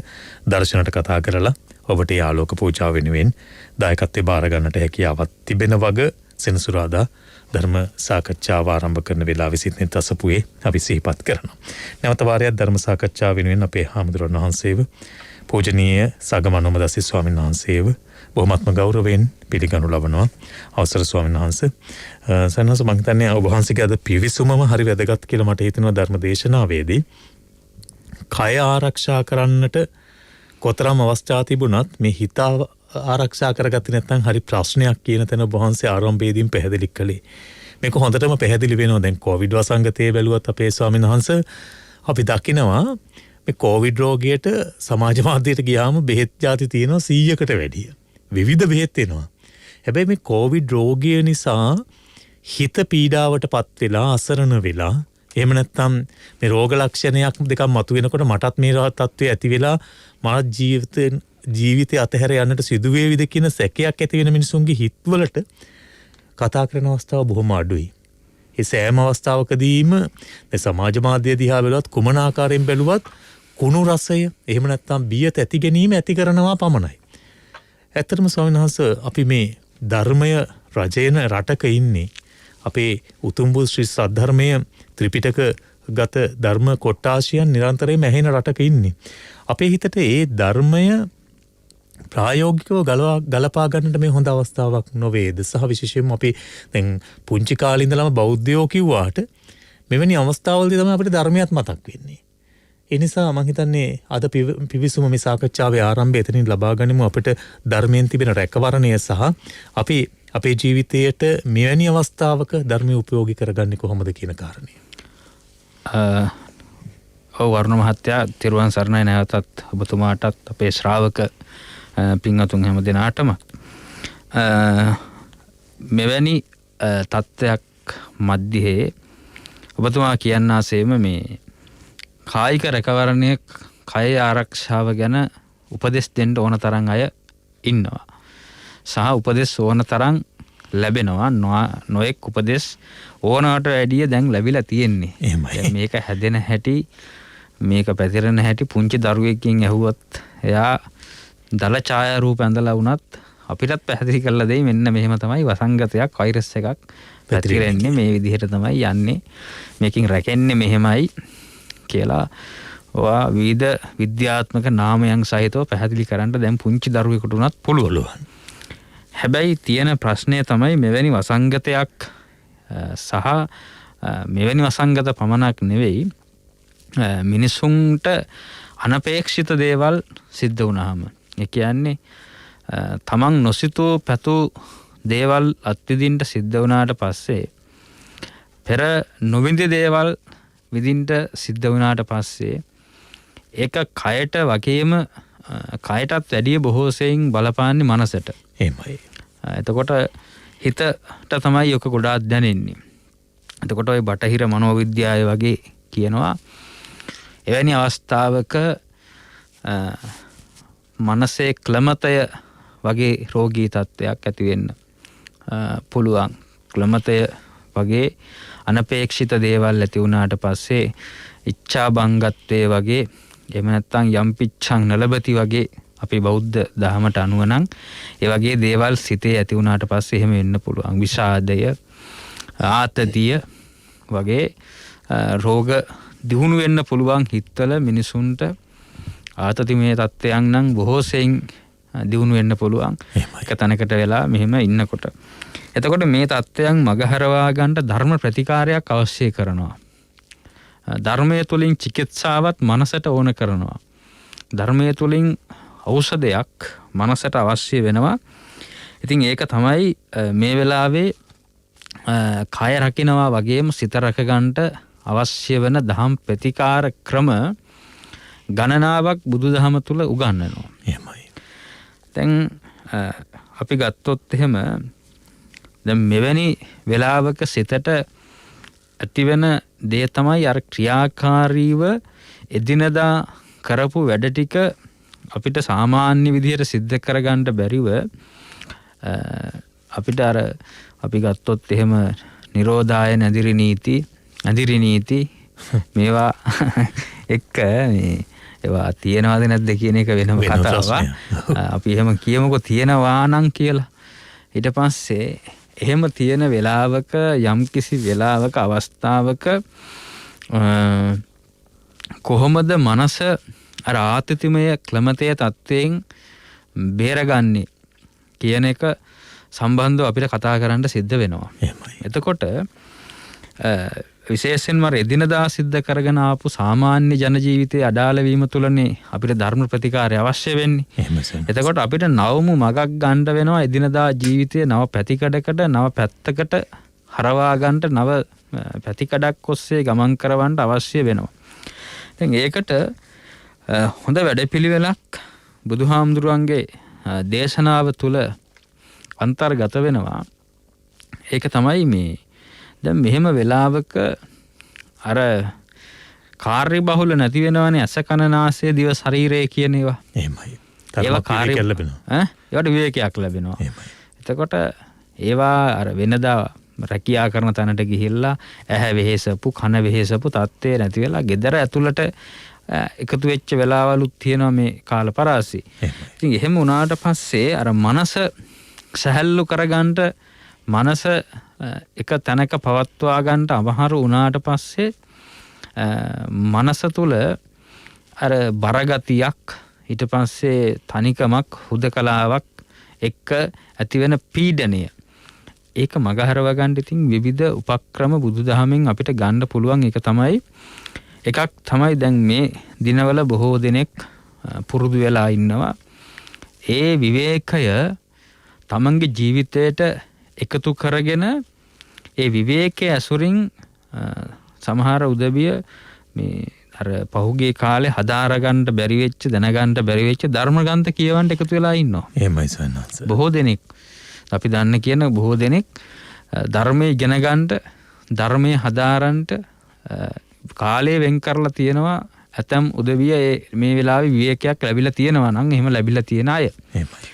ඒ වගේම තමයි දැන් මේ වෙලාවට සමහර වෙලාවට සමහරු ගෙදර ඉන්නේ. සමහර උදවියට මේ වෙලාවේ අද මේ කාල පරාසයවල ගෙදර රැඳෙන්න පුළුවන් ගතියකුත් සමහරුන්ට ලැබිලා තියෙන නිසා මේ ධර්මයේ ශ්‍රවණය කිරීම වගේ වැඩපිළිවෙලුත් තමන්ගේ හිත නිදහස් කරගන්න ඉතාම වැදගත් වෙන වටින කියන තවත් වැඩ. මොකද අපේ හිතට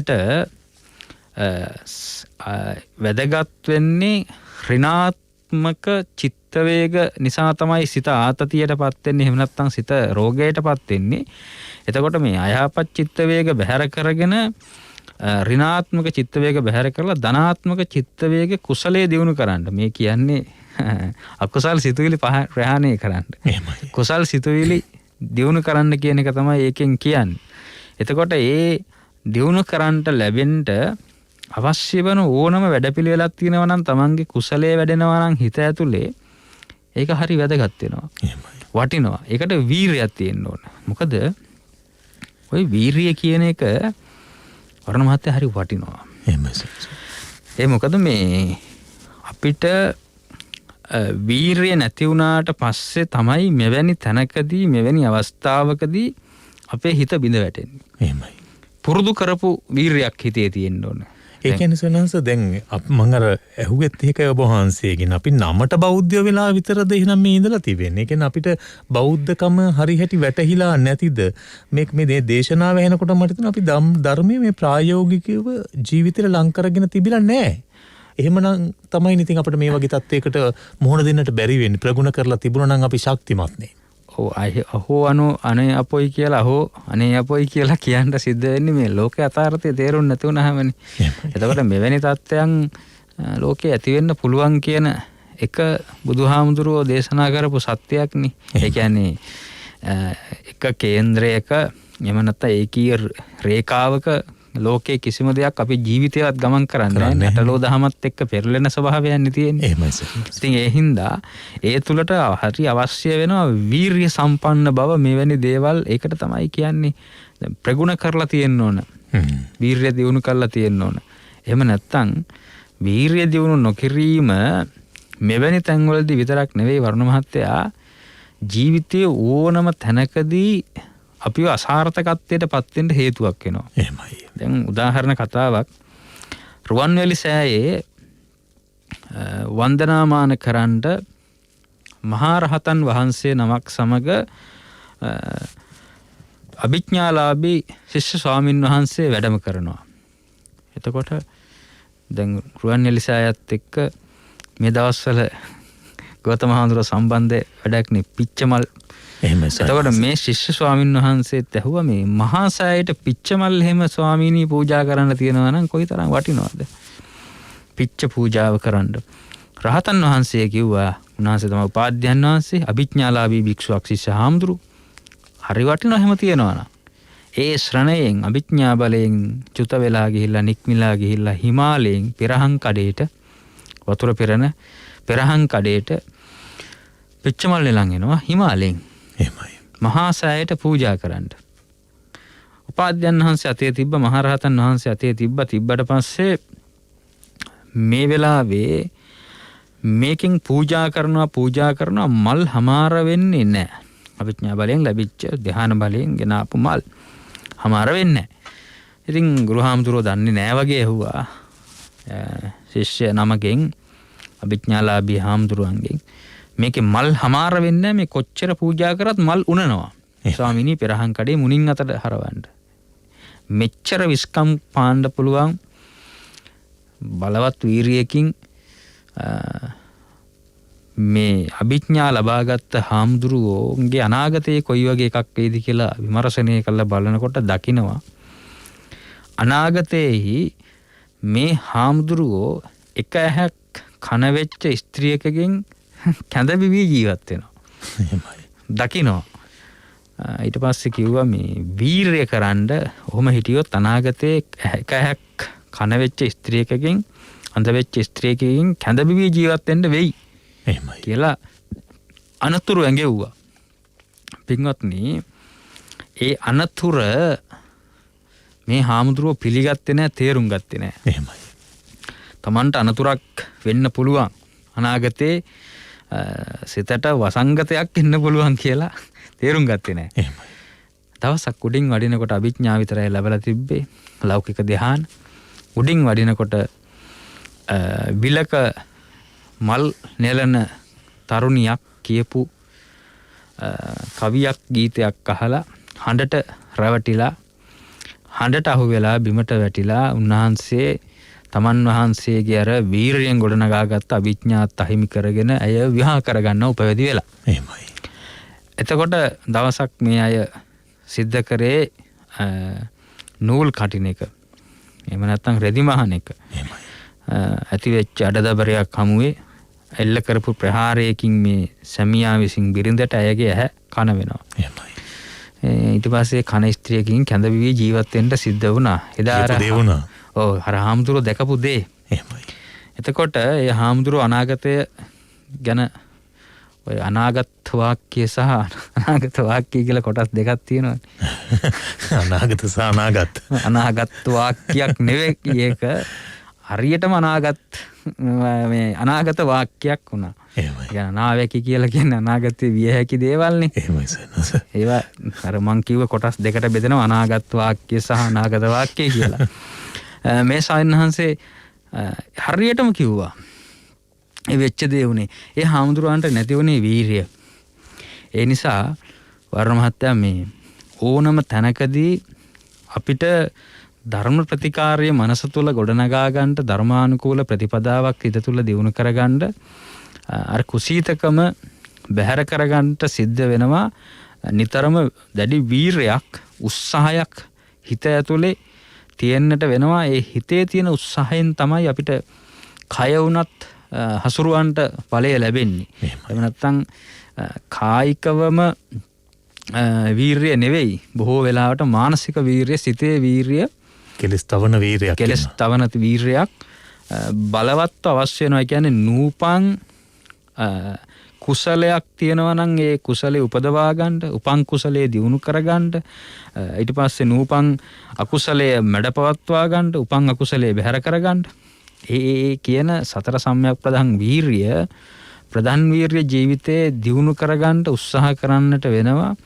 එහෙම උනේ නැතිනම් මෙවැනි වසංගත හමුවේ පමණක් නෙවෙයි ජීවිතයේ ඕනම තැනකදී අපේ මනස බිමට වැටෙනවා, කඩාගෙන වැටෙනවා. එහෙමයි. හිත ඇතුළට මේ වගේ තැන්වලදී විවිධ සංකල්පනා ඊට පස්සේ ඇතුල් වෙන්න පුළුවන් මේ හුදකලා කාලේ. එහෙමයි සනස. විවිධ අය පළපදියම් වෙන්න පුළුවන්, විවිධ දේවල් පළපදියම් වෙන්න පුළුවන් හිත ඇතුලේ ඇවිල්ලා අපි ධර්මයෙන් මේ වෙලාවේ හිත රැකගත්තේ නැත්තම් මොකද පුද්ගලයන්ගේ හුදකලා බව මේ යහපතට සේම අයහපතට දෙකටම හේතු වෙන එකක්. එහෙමයි. දැන් බවුන් වඩන භික්ෂුවකට ඒ හුදකලාව කියන එක ඉතාම යෝග්‍යයි. විදර්ශනාව දියුණු කරගන්න හුදකලා බව භික්ෂුවකගේ ජීවිතයේ විදර්ශනාවට සමතය දියුණු කරගන්න. හැබැයි මේ හුදකලා බව වෙනත් පැතිකඩක් ඔස්සේ ගමන් කළොත් එහෙම ජීවිතයේ මිනිස්සෙගේ විනාශ වෙන්නත් හුදකලාව කියන එක තනියම ඉන්න ලැබෙනවා කියන එක සහ මෙවැනි තත්ත්වයන් කියන එක ඉතාමත්ම ප්‍රබලව බලපාන දෙයක්. ඒ කියන්නේ හුදකලාවත් හරියට කළමනාකරණය කරගන්නට ඕන. ඔව් ජීවිතේම කියන්නේ කළමනාකරණයක් නේ. ඔව්. කෑම බීම ඉඳුන් හිටුන් යාන වාහන ඔක්කොම කළමනාකරණයකින් සිද්ධ කරන්න හැම අංශයක්ම ජීවිතයේ තියෙන්නේ. එහෙම නැත්නම් එකක් හෝ වැඩි වුණොත් අඩු වුණොත් එතන යම්කිසි රික්තයක් හෝ වැඩි බවක් අතිරික්ත වෙන්න පුළුවන්. එහෙම වුණොත් එහෙම සමහර දේවල් ජීවිතේ බොහෝ විනාශයට හේතු වෙන තැන් මේ සමාජය තුළ අපිට පේනවා. එහෙමයි. ඒ නිසා මම යෝජනා කරන දේ තමයි මේ වෙලාවේ ඒ ධර්මය ඔස්සේම ධර්මයේ ඇසුරු කරමින්ම තමන්ගේ ජීවිතය ගොඩනගා ගන්න යනවා. මොකද දන්නවද? දැන් ගොඩාක් අය කල්පනා කරනවා ඔබතුමා කිව්වා හරි මේ පිරිත් අහන්නේ ගැටලුවක් ආවම. එහෙමයි. කියන්නේ මේ වගේ දෙයක් ආපුවාමනේ අපි පිරිත් අහන කියන අයට පිරිත් අහන අයට දොස් කියනවා නෙවෙයි. ඔව්. එයාලා දන්නවා ඒකේ සැබෑ රැකවරණය කුමක්ද කියලා දන්නවා. හැබැයි මෙහෙම එකක් තියෙනවානේ. කාලයක් පල් වෙච්ච කුණු ගඳ ගහන කුණු වලකට පර්ෆියුම් බින්දුවක් දැම්ම කියලා කුණු ගඳ නැති වෙන්නේ නැහැ. එහෙම නැති වෙන්නේ ජීවිතය පුරාවටම නරක දියුණු කරලා අයහපත දියුණු කරලා ජීවිත කාලය පුරාවටම ඉබාගාතේ ඇවිදලා ධර්මයේ දියුණු කරන්නේ නැතුව ඉඳලා හදිස්සියෙම ඔන්න මෙන්න කියලා එකපාරටම මේක ශ්‍රවණය කරන්න පිරිත් අහන්න ගිහිල්ලා එකෙන් ආශිර්වාදයක් ලැබුණේ නැති වුණාට පස්සේ ඒක ධර්මයේ වැරද්දක් නෙවෙයි. එහෙමයි. ඉතින් ගොඩක් අයට ඒකනේ තියෙන්නේ දැන් ඔය අධිමනෝවිද්‍යාත්මක කාරණා ඒ කියන්නේ මිනිස්සුන්ට ඉන්ද්‍රියන්ට සහ විද්‍යාවට ග්‍රහණය නොවන ශක්ති ප්‍රභවයන් මිනිස්සු විශ්වාස කරන්නේ නැත්තේ තමන් කල්පනා කරනවා ඒ ශක්ති ප්‍රභවයන් තමන්ට අනුව කියවන්න යනවා එක. එහෙමයි. තමන්ගේ දැනුම අනුව තමන්ගේ තියෙන කියවීම් අනුව කියවන්න බෑ. ලෝකේ තියෙන හැම එකක්ම එහෙම අධි ශක්තියින් ලෝකේ තියෙන්න පුළුවන්. පිරිත කියන්නේත් එහෙම ශක්තියක්.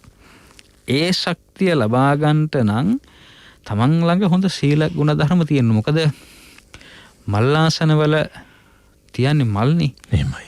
එතකොට මේ කුණු ගොඩවල් වල මල් දීපුවම මල් රැඳෙන්නේ නැහැ. එහෙම නැත්නම් කුණු ගෙනල්ලා මල්ලාසන වල තියන්නෙත් නැහැ. ඒ නිසා මනස කියන එක තාමත්ම පූජාසනයක් බවට පත් කරගන්න පුළුවන් නම් ඔය මේ කාලය තුල අපි නැවතත් ඉතින් මිනිස්සු මේ සමාජයේ ඔය කීප දෙනෙක් එකතු වෙලා පිරිත් අහන්න එපා. පිරිත් අහලා කවුද ජය ලැබුවේ? මේ කාලෙට විතරද පිරිත් අහන්න ඕනේ? අනම්මනම් ඔය නොඑක් කතන්දර කිව්වට මිනිස්සු ජීවිතයේ ගුණධර්ම ප්‍රගුණ කරන ඉතාමත්ම ගුණය සිතේ දියුණු කරන අය මේ වෙලාවේ මේක අහනවා කියලා අපි දන්නවා. එහෙමයි. හරි ශක්තියක් හිතේ තමන් ගැන අතීතය ගැන බය නැතුව කියන්න පුළුවන්. හාමුදුරනේ මම මෙච්චරක් පින්කම් කරා, මෙන්න මෙච්චර දන් දුන්නා, මෙච්චර භාවනා කරලා තියෙනවා, බුදුගුණ මෙච්චර මං වඩලා තියෙනවා. එහෙම කෙනාට පිරිතේ රැකවරණය අනිවාර්යෙන් ලැබෙනවා. එහෙමයි සවනස. එහෙම ලබා ගන්න පුළුවන්. එහෙම නැතිව හදිස්සියෙම මේ ගාල කඩාගෙන වගේ හදිස්සියේ මේක මතක් වෙලා අර මේ දැනට ඕනෑකමක් කාලීන අවශ්‍යතාවයක් සපුරා ගන්නට මේ කාර්යය සිද්ධ කරවීම තුළ මේක ලබන්න බෑ. තමන්ට තමන් ගැන සත්‍යක්‍රියා කරන්න පුළුවන් ජීවිතයක් තමන් තුළ තිබ්බොත් එහෙම ලබන්න පුළුවන්. මොකද හෘද සාක්ෂියට අනුව බොහෝ දෙනෙකුට බෑ, ඇතම් දෙනෙකුට හැරෙන්න තමන් ගැන හිතලා තමන්ට සත්‍යක්‍රියා කරගන්න බෑනේ. තමන්ගේ වැරදි අඩුපාඩු තමන්ම දන්නවා. ඔව් තමන් දන්නවා සහ තමන්ගේ ජීවිතයේ තිබෙනවා එහෙම තමන්ට සත්‍යක්‍රියා කරන්න බැරි වෙන හේතු තමන් ගොඩනගාගෙන ඉන්නවා කියලා. ඉතින් එහෙම තියෙනකොට ඉතින් ඒක ධර්මයේ වැරද්ද නෙවෙයි. ඒක තමන් තුළ තියෙන වැරදි. ඒ නිසා එවැනි වැරදි අඩුපහඩු ජීවිතේ මගහරවාගෙන දුරු කරගෙන ඔබට මේ කාල පරාසය ඉතාමත්ම මම හිතනවා වැදගත් වෙනවා, වැටහෙනවා ජීවිතයක් කියවන්න. ජීවිතය කියන්නේ මෙයයි කියා මනාව පැහැදිලි කරගන්න පුළුවන්. කියවන්න. දැන් අපි ගත්තොත් මේ අපි විවිධ දේවල් ලෝකයේ ගැන කියවනවානේ. ගහක පැවැත්ම කියවනවා. එහෙමයි. අලියතුන්ගේ පැවැත්ම කියවනවා. ඉතින් මේ නොයෙක් ಜಾති දේවල් කියවනවා. ඒ කියවන ඒවා සමහර වෙලාවට සමාජ අධ්‍යක්ීමෙන් පොත්පත් ආශ්‍රයෙන් කියවීම ඇති කරගන්නවා. ජීවිතය කියන එක කියවගන්න මෙන්න මේ වගේ කාලපරාස මං හිතන්නේ අතිශයින් වැදගත් වෙනවා, වටිනවා. මොකද දැන් මෙවැනි තත්ත්වයන් වලට මේ සමාජයේ ભેද නැහැ. එහෙමයි. ස්තර නැහැ. ඊට පස්සේ සමාජයේ කුලක නැහැ.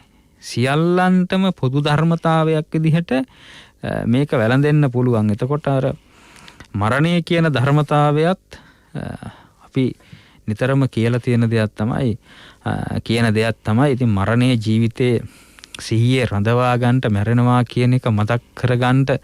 එතකොට අමරණීය වෙන්න උත්සාහ දරපු මිනිස්සුන්ටත් ඒ අමරණීය බව අහිමි වෙලා යන ස්වභාවයට අමරණීය වෙන්න බෑ කියන එක තේරුම් යන විදිහට මේ අවස්ථාව වැඩ පිළිවෙලවල් සකස් කරන නිසා ජීවිතේ ගුණධර්ම කියන ඒවා කොච්චර වටිනවද කියන එක සමාජයට හිතකර පැවැත්ම කොච්චර වටිනවද කියන එක තේරුම් ගන්න හොඳ කාලයක්. මොකද දන්නවද කරුණ මහත්තයා, අපි තිරිසන් සතෙක්වත් මරුණට පස්සේ කොයිම වෙලේකවත් මැරිච් එක හොඳයි කියලා කියන්නේ නැහැ නේ. එහෙමයි. කියන්නේ නැහැ. හැබැයි මේ කාල පරාසයන් වල මරණයටපත් වෙච්ච ඇතම් අය ගැන ඇතම් අයගේ විවේචනය තිබුණා. ඒ කියන්නේ මරණය ගැන සතුටු වීම මහ පහත් වැඩක්. ඒක මහා නරකම වැඩක්. හැබැයි ඉතින් මිනිසුන්ගේ කටේ කොනේ එහෙම අපිට මේ ඇහෙන දේවල් තමයි සමහර මිනිස්සුන්ගේ ජීවන පැවැත්ම, ජීවන ආදර්ශය ඒක සමාජයට මේ කාලය තුළ මිනිසුන්ට දැනිලා තියෙනවා මේ හිතකර නැති මිනිස්සු සමාජයෙන් බැහැර කරන යුගයක්දෝ මේ යුගය කියලා. ඒ කියන්නේ ඔබ වහන්සේ කියන්නේ අපි ජීවත්ව ඉන්න කාලයේදී අපේ චරිත සහතිකය ලියනවා. එතකොට ඒ ලියන චරිත සහතිකයේ මරණයත් එක්ක තව කෙනෙක් කියවන්න පටන් ගන්නවා වගේ වැඩක්. කියවන්න පටන් ගන්නවා. ඒ ජීවිත කියවන කාලයක් මේක. එතකොට ඒ කියවනකොට අපි අපේ මරණයත් එක්ක මිනිස්සෙකුට සතුටක් ප්‍රීතියක් ඇති වෙනවා නම් ඒක අපේ ජීවිතේ පැවැත්ම කොහොමද සිද්ධ වෙලා තියෙන්නේ කියලා අපිටම කියව ගන්න හැකියාවක් ලැබෙන එකක්. ඒ නිසා මම කියන්නේ එහෙම නොවෙන්න ඔබට තියෙනවා මධ්‍යස්ථ ගුණ ධර්ම. දැන් සමහර කෙනෙක් කියනවානේ තමන්ගේ මතවාද, තමන්ගේ තියෙන අදහස් වෙනුවෙන් තමන් නිර්භයව ඉන්නවා, තමන්ගේ අයිතියක් කියලා හිතලා සමාජය මිනිසුන්ගේ හිත පැරෙන, හිත රිදෙන දේවල් සමාජයට කරන්න කියන්න පුළුවන්. ඒක බුදුහාමුදුරුවෝ කියලා කියන්නේ මේක සරු දෙයක් නෙවෙයි නම්, ඒක සම්මා වාචා නෙවෙයි නම් ඒකට කියනවා නියති මිත්‍යා දෘෂ්ටිය කියලා. දැන් ඔබතුමාට මොකක් හරි වචනයක් මම භාවිතා කරන්නම්, කසිකබල් මතවාදයක් තියෙන්න පුළුවන්. ඒකේ මැරණකම් ඉන්නවා. ඒ මැරණකම් හිටියාම ඔහු වීරියෙක් වෙනවා සමහර පිරිසකට. ඒ වීරත්වය හේතු ගන්නනවා තමන්ගේ මතවාදය ඔස්සේ සටන් වැදුණයි කියලා. හැබැයි බුදුහාමුදුරුවෝ පෙන්වන්නේ ඒ මිත්‍යා දෘෂ්ටික අදහස නියති මිත්‍යා දෘෂ්ටියක් කියලා. ඒක බුදුදහමේ ගැරහීමට ලක් වෙන එක. ඒ කියන්නේ තමනුත් ඒ මිත්‍යාවට වැටිලා තව පිරිසක් ඒකට ඈඳා ගන්නට ගන්න උත්සාහයක්. ඔව්. ඉතින් එහෙම වුණාට පස්සේ ඒවා වීරත්වයක් නෙවෙයි. ඒ නිසා එහෙම ඒ කියන්නේ අපි වීර චරිත විදිහට සමාහලාට දකින්න දේවෑ කොච්චර පුහු බවක්, බොල් බවක් පේනවද? ඔව්. ඒ බොල් බව මිනිසුන්ට, බොල් මිනිසු වීර වෙනවා. ඉතින් ඒ නිසා මං කියන්නේ එහෙම කෙනෙකුගේ මරණය හෝ අභාවය හෝ ජීවිත විනාශය හතුර කිව්වත් දැකලා කිසිම වෙලාවක සතුටක් එන්න එපා. සතුටු වෙන්න බෑ. හරියට අපි උපේක්ෂාවෙන් බලන්න ඕන මිනිසුන්ගේ ජීවිතය. මටත් වෙන්න පුළුවන්. දැන් ඔබ වහන්සේම දේශනාවේදී කිව්වා ඒ අභිඥාලාභී ස්වාමීන් වහන්සේ, ධානලාභී ස්වාමීන් වහන්සේ හිතුවා එතනදී තමන්ට මෙහෙම තත්ත්වයක් තියෙන්නේ කියලා. හැබැයි ඒක තමන්ටම ඒ තත්ත්වෙ මිදෙන්නට තමන්ට සිදු වුණා. ඔව්, තමන්ට බැරි වුණා. රහතන් වහන්සේ උපදෙස් දුන්න අභිඥාලාභී හාමුදුරුවන්ට එතනදී මේ ඔබ වහන්සේට මේ අනාගතේ මෙහෙම වෙන්න පුළුවන්. ඔව්. නිසා පරිස්සමෙන් කියන්නේ වීරිය වඩන්න කියලා, මාර්ගඵල වලට යන්න කියලා නෙමෙයි කිව්වේ. එහෙමයි. ඒක උන්වහන්සේ ගත්තේ නැහැ. හැබැයි අපිත් සමාජ කියවීම ඇතිලේ අපිට තේරුම් ගන්න පුළුවන් තව කෙනෙකුගේ විපත කියන එක සමහර වෙලාවට අපේ ජීවිතයේ සමහර වෙලාවට ප්‍රතිබිම්බ වෙන්න පුළුවන්. එසේම අපිට සිදු වෙන්න පුළුවන්. ඒ නිසා අපි උපේක්ෂාවෙන් සමාජය තියා බලා, මධ්‍යස්ථව බලලා අපිට මරණයටපත් වුණාට පස්සේ මිනිසු මොනවා කරත් අපිට පේන්නේ නැති බව හැබැයි අපේ ජීවිතය හිතකර තත්ත්වයට පත් කරගෙන ජීවිතය සමාජයට යහපතට පත් කරගත්තට පස්සේ මරුණට පස්සෙත් මිනිස්සු ජීවිතේ අපිට පින්දෙන තත්ත්වයන් තියෙනවා. දැන් ඊයේ අපි මතක් කරානේ අනගාരിക ධර්මපාල ශ්‍රීමතාණෝ 157 වන ඔව් ගුණානුස්මරණය සිහිපත් කරනවා. එතකොට ඒ උදවිය ගැන මාධ්‍ය තුලත් සමාජය තුලත් දැන් කතා කරන්නෙම නැති තරම් සමහර මිනිසුන්ට එතුමා දේශද්‍රෝහියෙක් වෙලා කතිකාවතක් යන කාලයක් ඇවිල්ලා තියෙන අනගාരിക ධර්මපාල කියන කියවීම. නිසා ඒකත් මේ වෙලාවේ සිහිපත් වෙච්ච එක ලොකු දෙයක්. අනගාരിക ධර්මපාලතුමාගේ කියවීම මිනිසුන්ගේ හිතවල යම්කිසි වීරයක් ප්‍රබෝධයක් ඇතිකරන්න මිනිසුන්ට බුදුදහම කියන එකේ හරය ගිහියෙක් විදිහට හෝ ඉඳලා භික්ෂුන්ට තිබුණේ නැති වීරයක් ඒ යුගය තුළ එතුමාගේ චරිතය දිහා බලපුවහම පේනවා. ඒ උත්තාපනය කරන්න උසස් කරන්න එතුමා මේ ඒ වීරය කියන එක හරියට උත්සාහ දරලා තියෙනවා. ඒ නිසා අපි එතුමාත් අද සිහිපත් කරනවා. නිසා මම කියන්නේ අපිට ඒ කියන්නේ දැන් ඔබ වහන්සේ මම මෙහෙම හෙව්වොත් එහෙම අපේ ස්වාමීන් වහන්සේ දැන් අපි හිතනවා අපි මැරුණට පස්සේ සමාජය මේ වගේ ප්‍රතිචාරයක් අපිට දක්වාවි කියලා පූර්ව නිගමනයකට ඇවිල්ලා නැත්නම් අපි කලින් ඒ පිළිබඳව යම් ආකාරයකට දැකලා ඒ අනුව කටයුතු කරන්නට යෑම බෞද්ධයෙකු විදිහට ඒ කියන්නේ යහපත් ගුණධර්ම වලින් හෙබී එහෙම නැත්නම් අයහපත් සමාජයේ විනාශය කරාගෙන යන මේ සියලු දේවල් සිදු වෙනවනේ සමාජයේ. ඒවෙන් Tamanට නිශ්චිතව මේ වගේ තත්වයකටපත් වෙන්න මේක හොඳයි. මේ වගේ තත්වයකින් මාව ගැරයුමකට හෝ මාව යම් ආකාරයකට සමාජයේ පරිභව කරන්නට මේක හේතුවක් වෙවි කියලා මූලික වශයෙන් හඳුනාගෙන මරණයෙන් පස්සේ මට මේ වගේ තත්වයකට සමාජය මාව දකීවි කියන තැන ඉඳලා ජීවිතේ හැඩගැස්සොත් එක වැරදක්ද? නෑනේ දැන් මේ එකක් තමයිනේ වරදින් වැරදෙන්න මේ වලකින්න බලපාන එක ක්‍රමයක්නේ වර්ණ මහත්තයා මේ ලෝක අපවාද වලට තියෙන බිය එකක්නේ. ඒ කියන්නේ තමන්ගේ මනස කරන අපවාදේ ලෝකයේ විසින් කරන අපවාදේ අපායේ බිය ආදී කාරණා ප්‍රබල වෙනවානේ. ඒතකොට ඔතනදී ලොය මරණින් පසුව තමා පිළිබඳව කියවීම කියන එක සමහරට තෘෂ්ණාව සහිතවත් ඇති වෙන්න පුළුවන්. ඒ නමුත් ඒ තමාට තමා තුළ මරණයෙන් පස්සේ ජීවිතය පිළිබඳව ජීවිත කතාව පිළිබඳව ඇත්තටම කොහොම කියවුවත් ඒක අපිට තේරෙන පේන එකක් නෙවෙයිනේ. හැබැයි මේ කියවීම අපේ ප්‍රකාශ අපි සිද්ධ කරපු දේවල් මුළු මහත් සමාජයකටම බලපාන ඒවා. එහෙමයි. දැන් අපි අතීතයේ හිටපු ඉඩි අමීන් ගැන කතා කරන්නේ සතුටින් නෙවෙයිනේ. එහෙමයි. එතකොට ඒ ඉඩි අමීන් වගේ පාලකයන්ගේ ඒ ආදී කොටගත්ත තව මේ කුරිරු පාලකයන් සම්බන්ධව කතා කරද්දී ලෝක යථාර්ථය තුළ ඒ අයගේ ජීවිත පිළිබඳව සමාජයේ තියෙන්නේ තාමත් පිළිකුලක්නේ. එහෙමයි. ඒ වගේම තමයි ඔවුන් විසින් සිද්ධ කරපු අහිත සමාජයේ එක දිගට බොහෝ කාලයක් බොහෝ දෙනෙකුගේ අහිත පිණිස හේතු වෙච්ච එකක්නේ. එහෙමයි. දැන් ඇත්තටම ගත්තොත් ඒ පූර්වාදර්ශ කරගෙන නැගුණු ගොඩ නැගුණු චරිතක් තියෙනවා ඊට පසුව. ඔව් දැන් අපි ගත්තොත් එහෙම බලන්න ඔය න්‍යෂ්ටික බලය වගේ જાති න්‍යෂ්ටික අවි හොයාගත්ත අය ඊට පස්සේ සමහර ක්‍රීඩා තියෙනවා. يعني මුදලට කරන ක්‍රීඩා තියෙනවානේ. මේ සමාජ ශාලාවල. එවැනි ඒවා හොයාගත්ත අය ඒ මිනිසුන්ට වෙන විනාශය දැකලා සමහරු මැරිච්ච කතා අපි අහලා තියෙනවා. ඒ තමන්ගේ පැවැත්ම තමන්ගේ ක්‍රියාවන් කියන එක අනාගතයට බලපාන්නේ ඒකයි. එතකොට අනිත් පැත්තට වෙඩි බෙහෙත් කියන එක හොඳ පැත්තට සහ නරක පැත්තටත් භාවිතා කරනවානේ. එතකොට ඒක හොයාගත්ත මිනිස්සයා සමහර වෙලාවට ඒ කියනවනේ කම්පාවට පවා පත් වෙනවයි කියලා පත් උනායි කියලා හොයා ගැනීම සම්බන්ධව හොයාගත්ත අය. ඉතින් එතකොට බලනකොට අපි සමාජයට වචනය තුලින් නිර්මාණය කරන බලයන් තියෙනවා, ශක්තියින් තියෙනවා. එතකොට ඒ ශක්තියින් ගැන කතා කරනකොට ඒවා කොයිතරම් අනාගත පරපුරක යහපතට හේතු වෙනවද කුසලයේ අකුසලයේ පැත්තකට තියලා ගත්තොත් සදාචාරාත්මක අයිතීන් ගැන සදාචාරාත්මක පැත්තෙන් ගත්තොත් එන්නේ ඒක මම හිතන්නේ ඒ කියවීම වැදගත් වෙනවා. ඒක වටිනවා ජීවිතේ අපිට ඒ අනාගතය දැකලා යහපත පතුරවන්න. එහෙමයි. ඒක හරි වටින එකක්. එහෙමයි සවිනාස.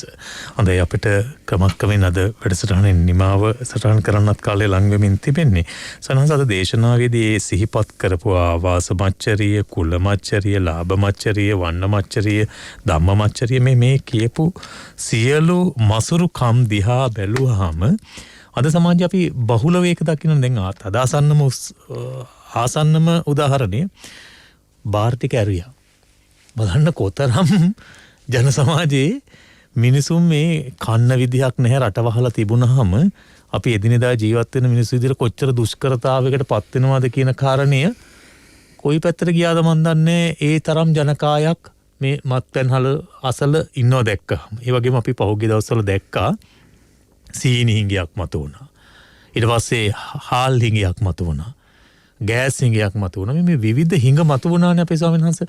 දැන් එතකොට මේවා දිහා හොඳ විචක්ෂණශීලී බුද්ධියකින් නැත්නම් හොඳ විමසිලිමත් ඇහැකින් බලනකොට අපිට පේනවා ස්වාමීන් වහන්සේ මේවා සැලසුම් සහගතව සිදු කරන්නේ.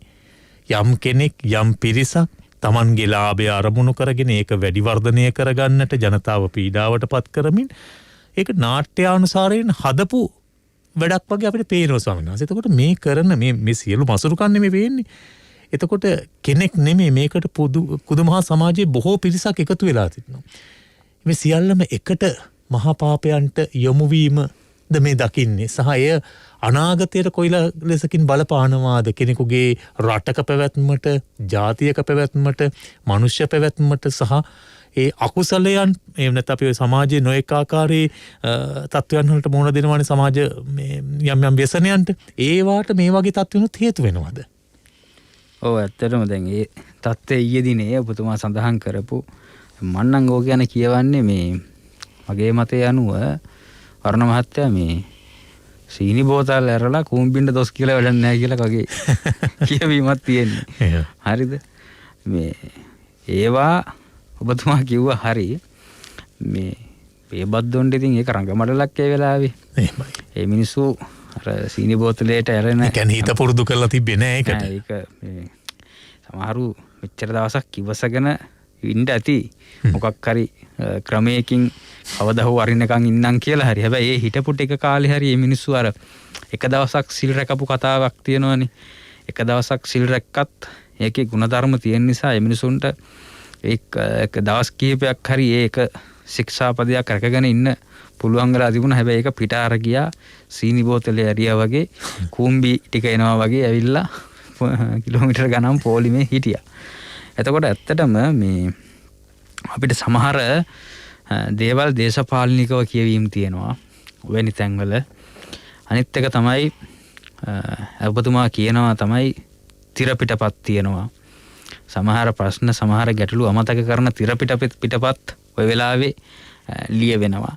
ඒ හැමදේම අතරේ මේ කරන මිච්ඡා ආජීවය මේ මිත්‍යා ආජීව මිනිසු හිතන්නේ නැහැ කොච්චර තමන්ගේ ජීවිතයට අනාගතයට සසරට බලපායිද කියලා මේ ඒ සුළු මොහොතක ලැබෙන ආස්වාදයත් එක්ක.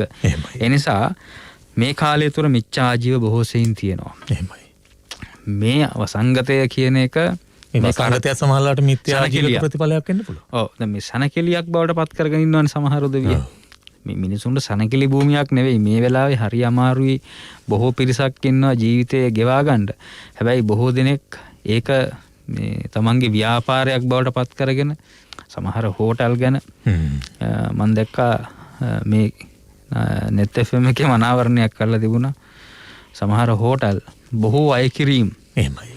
අධික ලාභ ලබන්න මේ අවස්ථාවක් කරගත්තා. අරක මිනිස්සු සනකෙලියක් කරගත්තා කියලා කිව්වේ ඒකයි. සනකෙලියක් කරගත්තා කියලා කියන්නේ ඒකයි. ඒ නිසා එවැනි සනකෙලි සෑම ස්තරයකම මේ වෙලාවේ සිද්ධ වෙනවා. ඒ කියන්නේ හයර් එකක් ගියත්. දැන් මම බොහෝ වෙලාවට ඔය ටැක්සි භාවිතා කරමින් තමයි එහාට මෙහාට යන්නේ. මේ වෙලාවේ බලනවා මේ අර බොහෝ කාලයක් ලැබපු පීඩනීය පාඩුව කව කරගන්න එක මොහොතින්.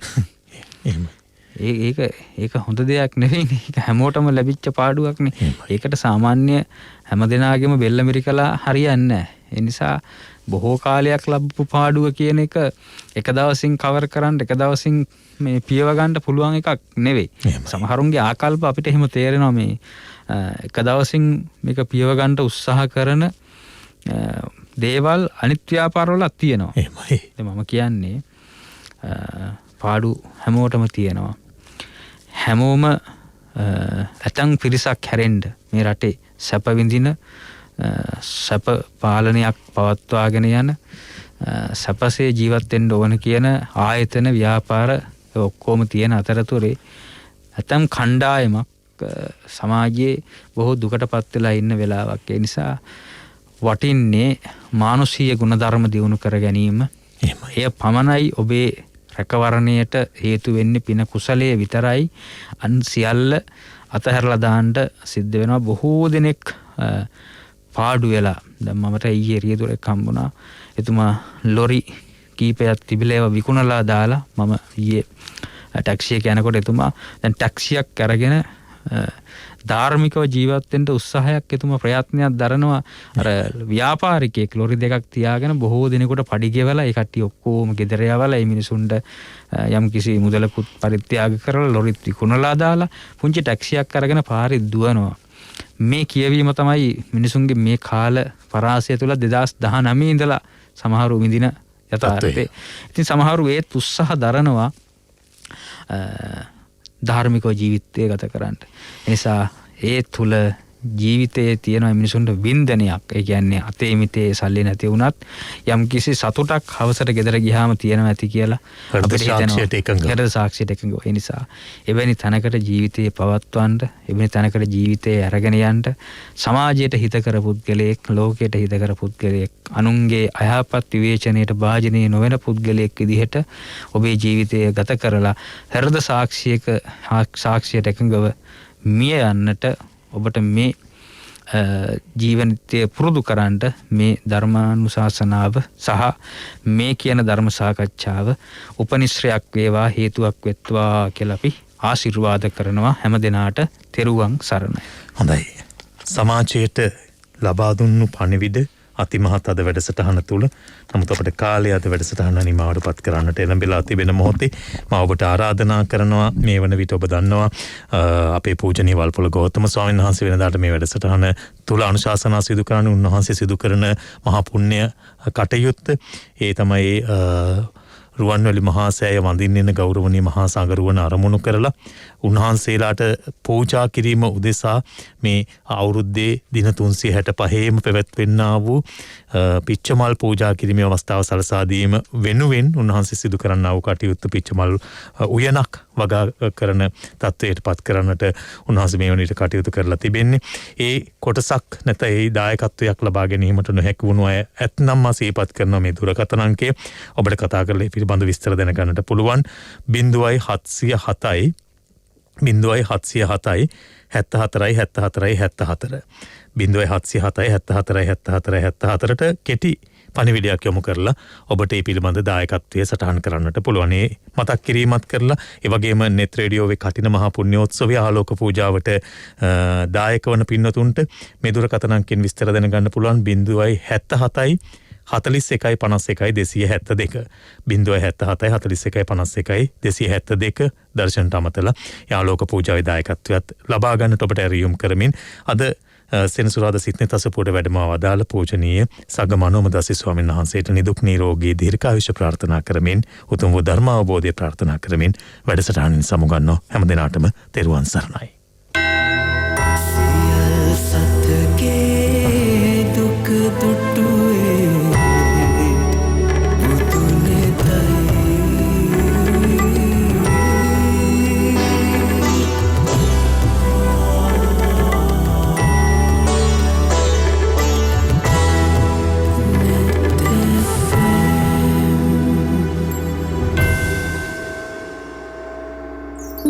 අවබෝධයෙන් දිව්‍ය අර්ථවත් කරගන්නට ඔබට මඟ විවර කරන්නේ මුළු මහත් දේශීය පැතුම් ඉටු වේවා සයිකල් හඳුන්කෝරු මේ බලාපොරොත්තුවේ සවදයි භාග්‍යවතුන් වහන්සේගේ ප්‍රඥා පාරමිතාව උදෙසා පිදුණු උම්මග්ග ජාතකයා. මෙය දුෂ්ට මහෞෂධයාගේ සාහසික කුමන්ත්‍රණයක ප්‍රතිඵලය.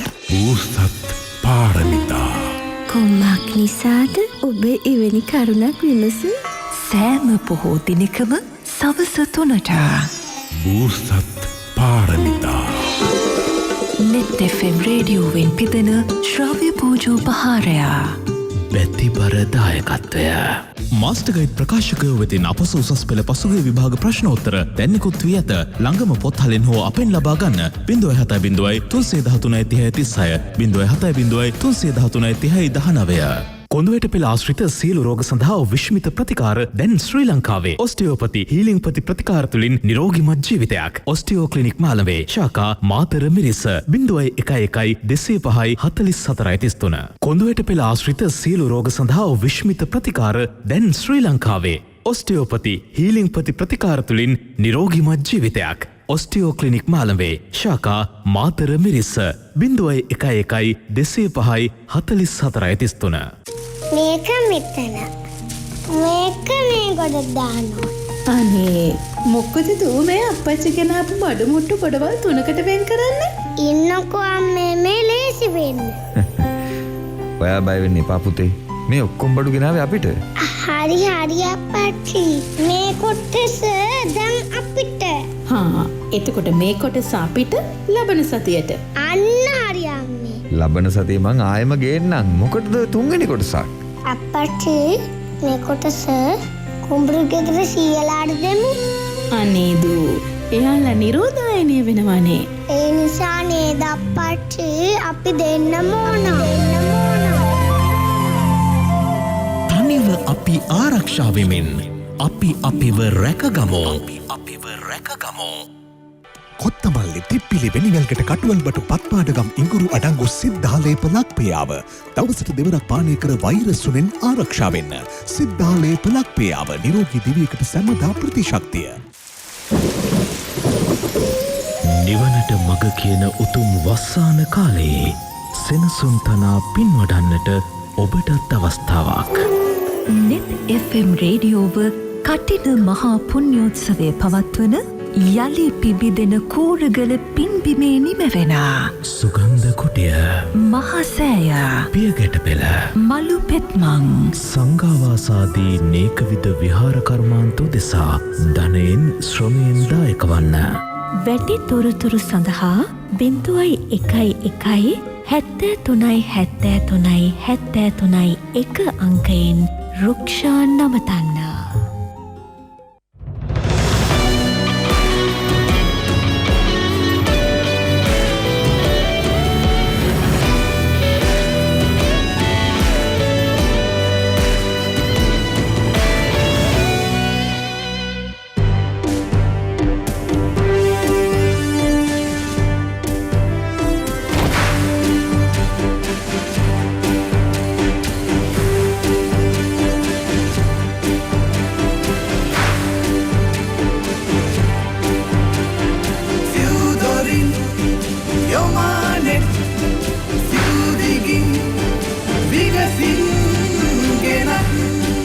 Net News. Net News. ඔබ වෙත ගෙන එන්නේ COVID-19 වෛරසයෙන් ආරක්ෂා වීමට සිද්ධාලේප එකතු කළ ඖෂධීය හුමාලය දවසට 3 වතාවක් අල්ලන්න. රසයෙනුත් ඉහළ, ගුණයෙනුත් ඉහළ.